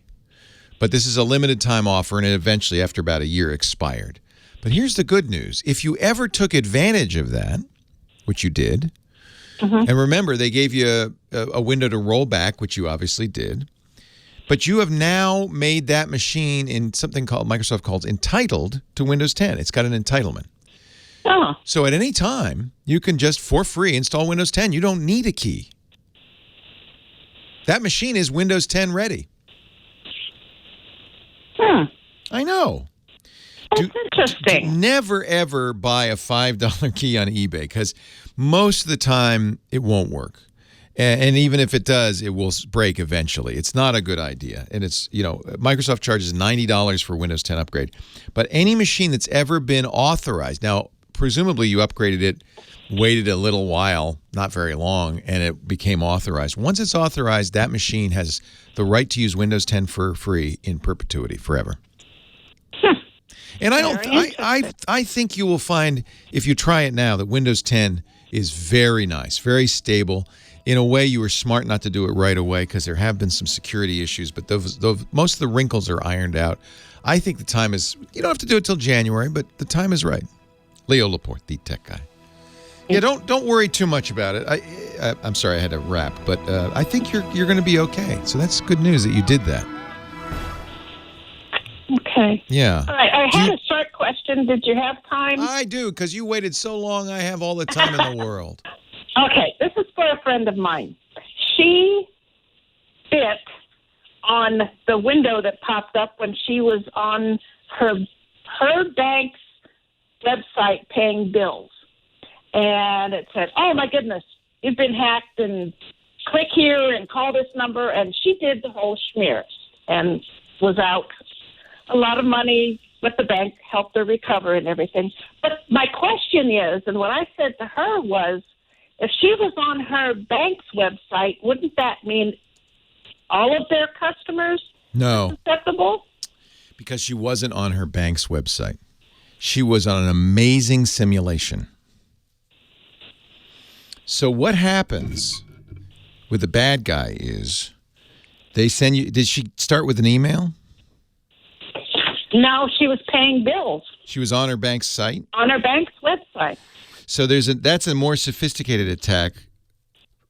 She's pretty sure she was hacked? I guess she is, because her money was taken. Yeah, and she called the phone number and went through the whole thing. And Okay, so first of all, the number was spurious. You know that, right? Right. It wasn't the bank. So if you ever get something like that, you don't call that number. You call the bank. You look them up in the phone book and you call the bank. That was some guy pretending to be the bank. Mm-hmm. And I bet what he did is said, oh, don't worry, because we can fix this problem, but I will need access to your computer. Mm-hmm. And he got on her computer, and he fixed the problem all right. So there are ways that with something called a cross-site scripting attack, that people can simulate you're on your bank, but people can capture your password if you have malware already on your system. So she might have had malware already on her system. Okay. It could be the bank site was hacked. I'm not saying it wasn't because I don't know the details, but it doesn't have to be for this to have happened. Mm-hmm. That's what I thought. Everybody that was a customer of that bank would be susceptible if she was. Yeah, but I'm hoping not. You know, there's a they wouldn't have told her. They wouldn't have admitted to it if they were. So, you know, it's unfortunate, but you're right. And the Secret Service told me this years ago. There are far more financial hacks and crimes going on than you will ever hear about because banks don't want to undermine people's faith in them. So they make it good and go on with their business. It costs them money, but it's better than telling the world they got hacked. Thanks to GDPR, and this is only in Europe, GDPR, one of the best things about the GDPR, the General Data Protection Regulation in Europe is it mandates 72 hours notice of hacks. So if your bank is big enough to do business in Europe, chances are they're bound by this. Certainly Google and Microsoft and almost every company we deal with does. They have to tell you now. That's the law in Europe, and that means in many cases that disclosure will happen globally. If the bank is a small neighborhood bank, yeah, they probably won't tell you. But I'm hoping that we'll see similar laws in the United States. I don't know about all of the privacy regulations of GDPR, but that requirement, that mandate to report breaches is really good. It's one of the reasons we're hearing about all these breaches all of a sudden. They have to. They can't hide it anymore, or there's a massive fine from the European Union. So is her bank a big bank like, B of A or Citibank? She lives in Monroe, Louisiana, and I'm from O'Fallon, Illinois. Yeah. I don't know. If she's, at the Monroe Community Bank, they don't have to tell anybody. Unfortunately. Okay. But my guess is that she was hacked, not the bank. Okay. Okay. I will tell her. Yeah, there are ways to do that. And, she should call the bank and say, were you hacked? Because I want my money back. So she got with her bank and they reimbursed her, all of the money that she was out and, correct. Well, thank goodness. But my point was, was everybody that was a customer of that bank probably not. Susceptible. Thank you so much, Leo. Have a great day. Take care, Susan. Leo Laporte, the tech guy, 8888 Ask Leo. More of your calls. Why not? Let's do it. Thank you. Everybody's so patient. I really appreciate it. It's because I take my time. I don't move fast, I know. Doug in Encinitas, California. Thank you for patience, Doug. Well, hello. Hello. Welcome. You know what? I want to know that bank that reimbursed that lady. So off the air, and I should explain it because people on the radio didn't hear this. I'm sorry. No, it's fine. You were here. You heard it because you're on hold. Susan said, I have one more question. My friend was hacked, and they took all the money out of her bank account, and I would think everybody else at the bank was hacked too. And I explained to her that in most cases she was hacked, but the whole bank wasn't hacked. But these days you don't necessarily know because banks aren't yet required. They will be soon, I'm sure. And the bank gave her money back. Which is always a little suspicious to me. That's like the bank saying, shut up, we'll give you the money, don't say anything. Well, anyway, what I called about was last week you solved an issue I've had for almost 25 years, and it was just wonderful. You had mentioned to a gentleman who called about starting a podcast for his rabbi. Oh. And I've been there's a lot of broadcasters that listen to you, especially us old guys. You sound like a broadcaster. You have a voice from... Yeah, $1 million voice that makes no money. Given what is it Rush Limbaugh says? On loan from God. You sound great. Where did you work? We've got all these training, skills, experience. I mean, there's a million... You could do a great podcast. I would listen to you. Considered unemployable. Here you come up with this thing about the podcast. And I went, And you gave the address of, was it Anchor FM? Yeah, Anchor's amazing, isn't it? I had 4 podcasts on. I only had 134. Well, let's publicize it. What is your first of all? What are your podcasts about, Doug? It's I put together a little show called Headline Minute. Headline Minute. What kind of headlines? News headlines? Headline Minute with DW. The whole idea is to just, I guess, human interest kind of stories. Is your background in radio news? Is that your background? Space stuff, and yeah. And I call it undreary news. I love it. Yeah. Can I make a request for a podcast? From the days before the red D's and the blue, the red R's and the blue D's, Were you on the NBC Red Network? No, but I meant, Republican. There's no. Oh yeah, no politics. Oh, I would love that show. I'd love to listen to that. It's painful these days. Hey, let me ask you. Can I make a request though? It's so nice to be able to do something again where I'm not selling something over the phone or whatever the silly jobs I've had for the past 20 years. Because I got my last friendly job offer, I guess, about 24 years ago. Podcasts are going to be a blessing for you, Doug. Oh, yeah. I've never even thought about it. I've never even listened to them. And you brought it up. It was so easy to do, and I think the show is about as professional as it can get. I have a Behringer B1 and an icicle. Nice. You know what an icicle is, right? Yeah. It's a USB connection, so you can use a into fancy. the laptop and bam, in the kitchen. There you go. But I had a question about that, and I mainly thank you for this. You have no idea how much this means, and maybe to a lot of other good old guys out there that are sitting around not using their skills, because we can't get jobs. But anyway, here's the question. Yes, sir.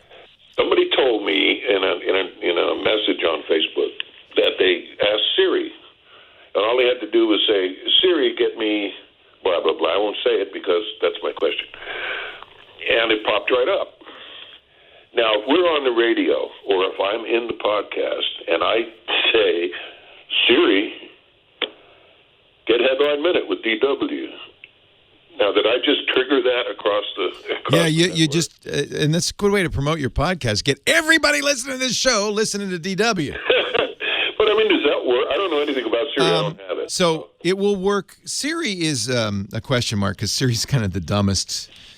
Siri's basically a box of rocks. But Amazon's... Somebody has a radio on near Siri and yes, it will fire it off. Like yes.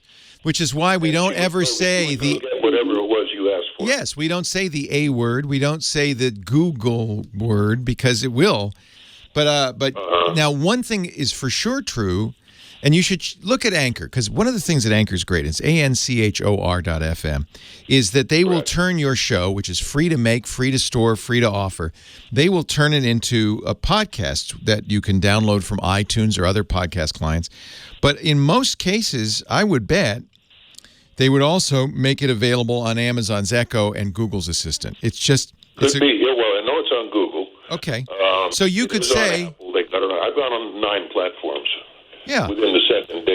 But the question... that Anchor does that automatically. The question is, and I haven't looked, but I bet it's the case, can you request it on an Amazon Echo or a Google Home Assistant? And I bet you can. Now, whether Siri does that, I don't know, because Siri's kind of dopey. But many more people have Echoes and Google Assistants. That's number 1 and 2. Whoops, see, my Google just woke up. Shh, go to sleep. Go to sleep. But the trick is, and you can say this in your show, once you figure it out, it probably will be something like, what's the name of the show again? Headline Minute with DW. Let me see if this works. Echo, play... Echo. Oh, no. Computer, play Headline Minute with DW from Anchor FM. Because you might have to say from Anchor FM at the end. And we'll just see. I'm going to see. I've just asked my Echo. And now it's going to play Gypsy King's music for some reason. I have no idea. Help me! Stop! Shh. We'll do it. I know that. Siri does it. So that happens all the time with Siri too, right? So yes, in many cases you can ask an assistant. I don't know if Anchor works that way or not. That's going to be kind of funny. If it doesn't now, it will soon because they're owned by Spotify, and Spotify does work that way. Oddly enough, Spotify. The thing is on Spotify. Spotify. Yeah, of course.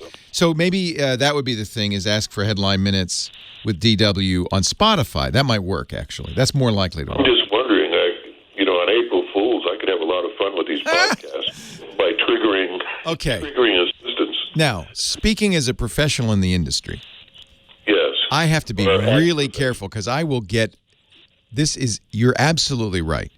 That's why I have a blanket ban on all my shows, on my podcasts. Never say the A word. We call her Alyosius. Never say the G word. We call her Giuseppe. Never say the S word. We call her Shlomo.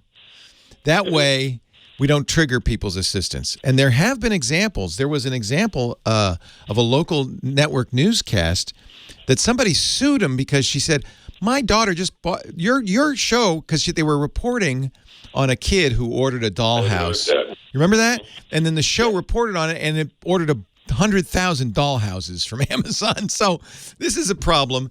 There was a very famous Burger King ad, which frankly should be illegal, but it's not, where they said, hey, G-word, what's a Whopper? And even more sneaky, they had gone, because I know Google uses Wikipedia for informational questions like that. They'd gone into the Whopper Wikipedia entry and put ad copy there, and then triggered an ad across the country for a Whopper by just saying that. The NFL did that all through the season, and it drives me crazy with Siri, and I don't know why this is legal, but they would say, hey, Shlomo, and then they would ask for some stats. Who's the number one kicker in the league? And my stupid Siri would go on for minutes talking about football. I'm trying to watch a game here. So it's not illegal. You can do it, but do it at your own peril. DW, I can't wait to hear your show. Leo Laporte, the tech guy. I do have I have a recommendation, DW. Yes. I want to hear the Go to Sleep podcast with DW. And I want you to read bedtime stories. Oh, that's wonderful. I would subscribe to that and just read them calmly and put me to sleep. I have a lot of different deliveries, that's for sure. Do you do voiceover work at all? I tried, but it was up in L.A., and a friend of mine was Dawes Butler, who did all that. Oh, I love Dawes Butler. Are you He kidding? always told me, the one thing he always told me was, stay the hell out of Hollywood. I'll tell you something real quick, because I know you're busy. Yeah. Dawes Butler, to the day he died, he did 14 voices in one of those movies. He was like Huckleberry Hound, right? He was Hanna Barbera. He was Boo Boo. It's a picnic biscuit. Yeah, all of them. And to the day he croaked, they paid him day money. Do you know what day money my is? God. Yes. He had as much No royalties at all. pull with Hanna Barbera as the janitor. It was disgusting. But anyway. Well, and VO, you can make a lot of money, but there's in every market there's a handful of people who make all the money. And You had to have a name. Yeah. I have a good friend. Places. I have it on my website. What's your website? All the different voices. What's your webpage? I did Bullwinkle for some live theme park stuff. I've done, a few, but What's your I webpage? did my own commercials for years, but that was all regional. He sounds like Sam Elliott. You're absolutely right. What's your webpage? Oh, yeah, I can do Sam Elliott. Would you say, just for me, some days the bar eats... No, what is it? Some days you eat the bar, and some days the bar eats you. I'd have to get in my Montana voice there. You got it! Some days you eat the bar. Some days the bar eats you. It's Sam Elliott! My God, it's perfect! It's perfect! How you're not working every minute of your breathing, waking life, I have no idea. I do about 126 voices from about 2 or 3 octaves. You should be working. I don't get it, Doug. I don't get it. You need an agent up in Hollywood. Oh, God, yeah. But I would, okay. I Agents. had one that was What? good Look at Doug. Boston. What? Please give me your website, and we're going to get you an agent. Give me your website. grindshow.com /go/voice.html. We got to get you a better website. Well, I know. It's just part of I do sculpting for museums and sideshow people. I make creatures and monsters and special effects creatures. Oh man, I wish I lived closer to you, Doug. I'd like to get to know you. Can I ask you one question? And please don't take it personally. How old are you? 77. See, that gives me hope because I want to keep doing this stuff for a long time, and I have lived. I'll tell you, that's why I got in radio in '68 with the intention that I'd be able to work forever. I'd never want to retire anyway. I didn't then. I don't now. And do you have a great voice? You have able to speak and take care of my voice, and I'd have a job. Do you drink a lot of whiskey and smoke cigars? What do you do? What's your key? What's your secret? I don't have a secret. It just lucked out that way. Oh, man. And you got a great look, too. I would hire you for the movies. Go apart, This is awesome. The voice stayed there. I sound pretty much like I did when I was 25. You have a beautiful voice. I mean, seriously, beautiful. Yeah. I always wanted to do narrations. I never got many. So I was doing videos in Lake Tahoe of millionaires' homes and things where I got to do the narration and stuff. But hey, Doug, it's a pleasure meeting you. Well, it's more than a pleasure knowing you because you set me off on a whole new thing here. I think Anchor FM's your best friend. I got to run because I got to do something else. But thank you. I appreciate it, Doug. Take care. Turn the geek around. Got to hear the Gizwiz. Got to hear it. It's Gizwiz time. That's when you hear the disco, you know it's time for Dick DeBartolo, Mad Magazine's maddest writer for 5 decades. He's also a gizmo wizard. That's why we call him the Gizwiz. And he joins the Gizwiz. Now that I've heard Doug's voice, I want to talk like this. Hello, Dickie D. Hello, Leo. How are you doing today? Dick. It's glad to talk to you, too. I want to, Doug needs an agent. Doug is 77, but with a great voice and a great look. And if you're listening in Hollywood and you want the best voice I've heard in years, go to his website. We'll put it in the show notes, grindshow.com/go/voice.html. And I think podcasting is going to have a new star. Man. No, it's great. Yeah. It means I have 15 years. Oh, come on. You underestimate yourself, Leo. 16. 16 at least. Tops. Dickie D. Do you have a... Leo, how you doing, pal? I am well. How are you, my friend? I'm great. So I have a car gadget for you. Oh, good. I have a car. Okay, so you have a Tesla, right? I have a Tesla, and I just bought a Chevy Bolt. Oh, my gosh. Okay, so... I got 2 cars. So we'll talk about probably the higher end is the Tesla, right? Oh, yeah. Keyless entry, you have that? You bet. Fast USB charging? Yeah. Okay. Well, no, not fast USB charging, just regular. Okay. Yeah. Multi-zone climate system. Well, back seat and front seat, is that... Oh, that's multi-zone. Okay. How many zones can there be in a car? Left, back, front, right, driver's side. Yeah, okay. Do you have the steering wheel, snack tray, and workstation? No, I do need that. Ah, there you go. Oh. There you go. You thought your hard-earned cash had bought you everything, but you do not have the steering wheel, snack tray. Man, I don't know which I want more. That is awesome. This is really great fun. So you can see a picture of it over on my website. So it's a 2-sided tray. Yeah. It's just plastic, and you lift it up on the steering wheel from the bottom. It's like going to a drive-in. Yes, exactly. Except this hangs onto the steering wheel. And there are 2 sides. So one side... A cautionary note. You probably can't steer when this is attached. Well, first of all, if you try to steer, everything is going to instantly be on either up on your door or on the passenger. Yeah. Okay. Your Big Mac's going to go flying as you turn left. Okay. And fortunately, it's big enough that you probably can't drive with it. So one side is the workstation. It's flat, has a little place for a pencil. And the other side, when you flip it over, the other side has a place with a drink holder and to hold your whatever fast food you have. But the best thing, it's just $12 on Amazon. Well, it's a piece of plastic. I'm not It's surprised. just a piece of plastic. It doesn't even have any special locking grip or anything. It just No. And they do say I tried it on. People are actually very friendly around here. As people get in their car, I would say, "Hey, I'm trying this thing out." This is always a problem for Dick because he doesn't actually have a car.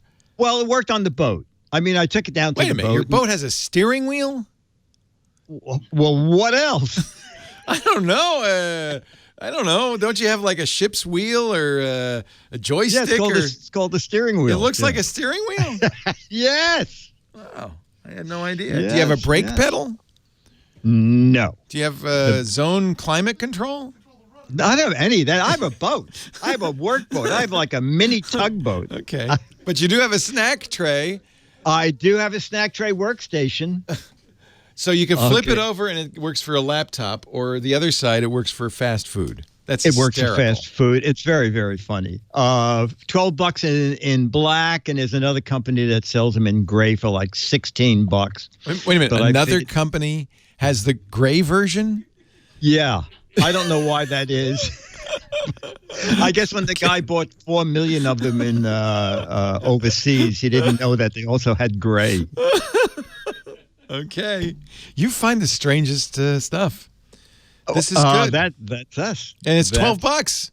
It's $12. I have to say, I kept searching for something Leo doesn't have. And I have all the other things, but I don't have all that. the other stuff. Yeah. I did buy foolishly. I fell for your hated it. I What did fell you hate? for your silliness. I bought it was only $19, the JBL SmartBase wireless audio system adapter. Oh, you hated it? Well, I don't hate it. I just don't have anywhere to use it. Oh, okay. Well, I thought I could use it on my mine desk, away. but I don't have a 12-volt battery on my desk. I guess if I got an inverter, I could put it in there. That'd work. Oh, just go on Amazon and click on AC to 12-volt converter and get a little mini guy for like $20. I think if I attach it to the steering wheel tray. There you go. Then actually, if I just bought a steering wheel, I could have the steering wheel in my office. The tray, it'd be great. I could my desk could be like a little dashboard. I could even get a little hula girl on it. It'd be perfect. I think that's perfect. And then I like it. And I'll make little vroom vroom sounds when I'm at work. You know what? This is why you and I get along so well, because you're out of your mind. Go to gizwiz.biz. That's Dick's website, gizwiz.biz, and click the GizWiz Visits the Tech Guy button. You can see and see the steering wheel tray and get a link to it. It's real. He's not making it up. No, I'm not. And have you ever made up a what the heck is it contest item?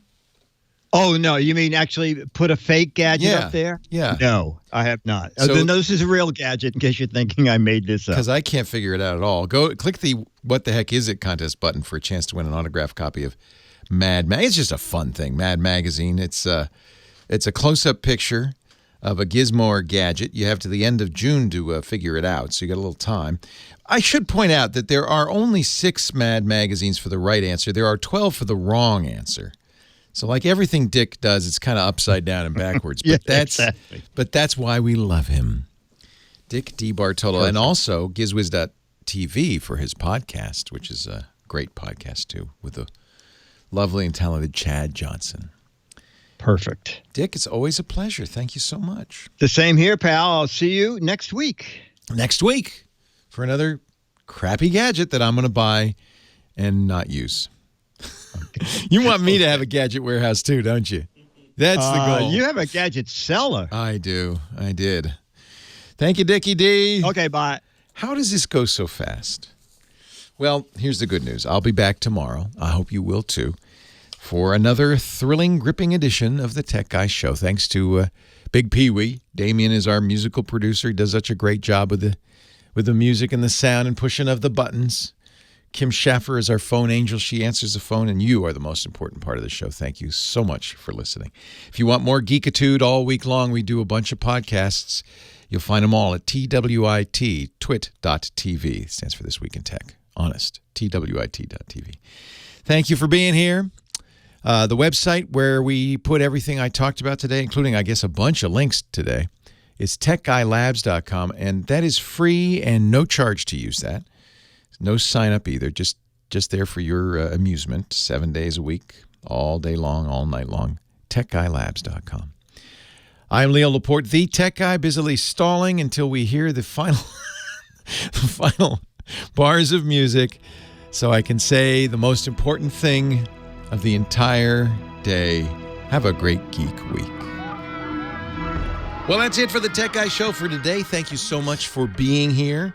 And don't forget, TWIT, T-W-I-T. It stands for This Week in Tech, and you'll find it at twit.tv, including the podcasts for this show. We talk about Windows on Windows Weekly, Macintosh on Mac Break Weekly, iPads, iPhones, Apple Watches on iOS Today, security on Security Now. I mean, I can go on and on and on. And, of course, the big show every Sunday afternoon, This Week in Tech. You'll find it all at twit.tv. And I'll be back next week with another great Tech Guys show. Thanks for joining me. We'll see you next time.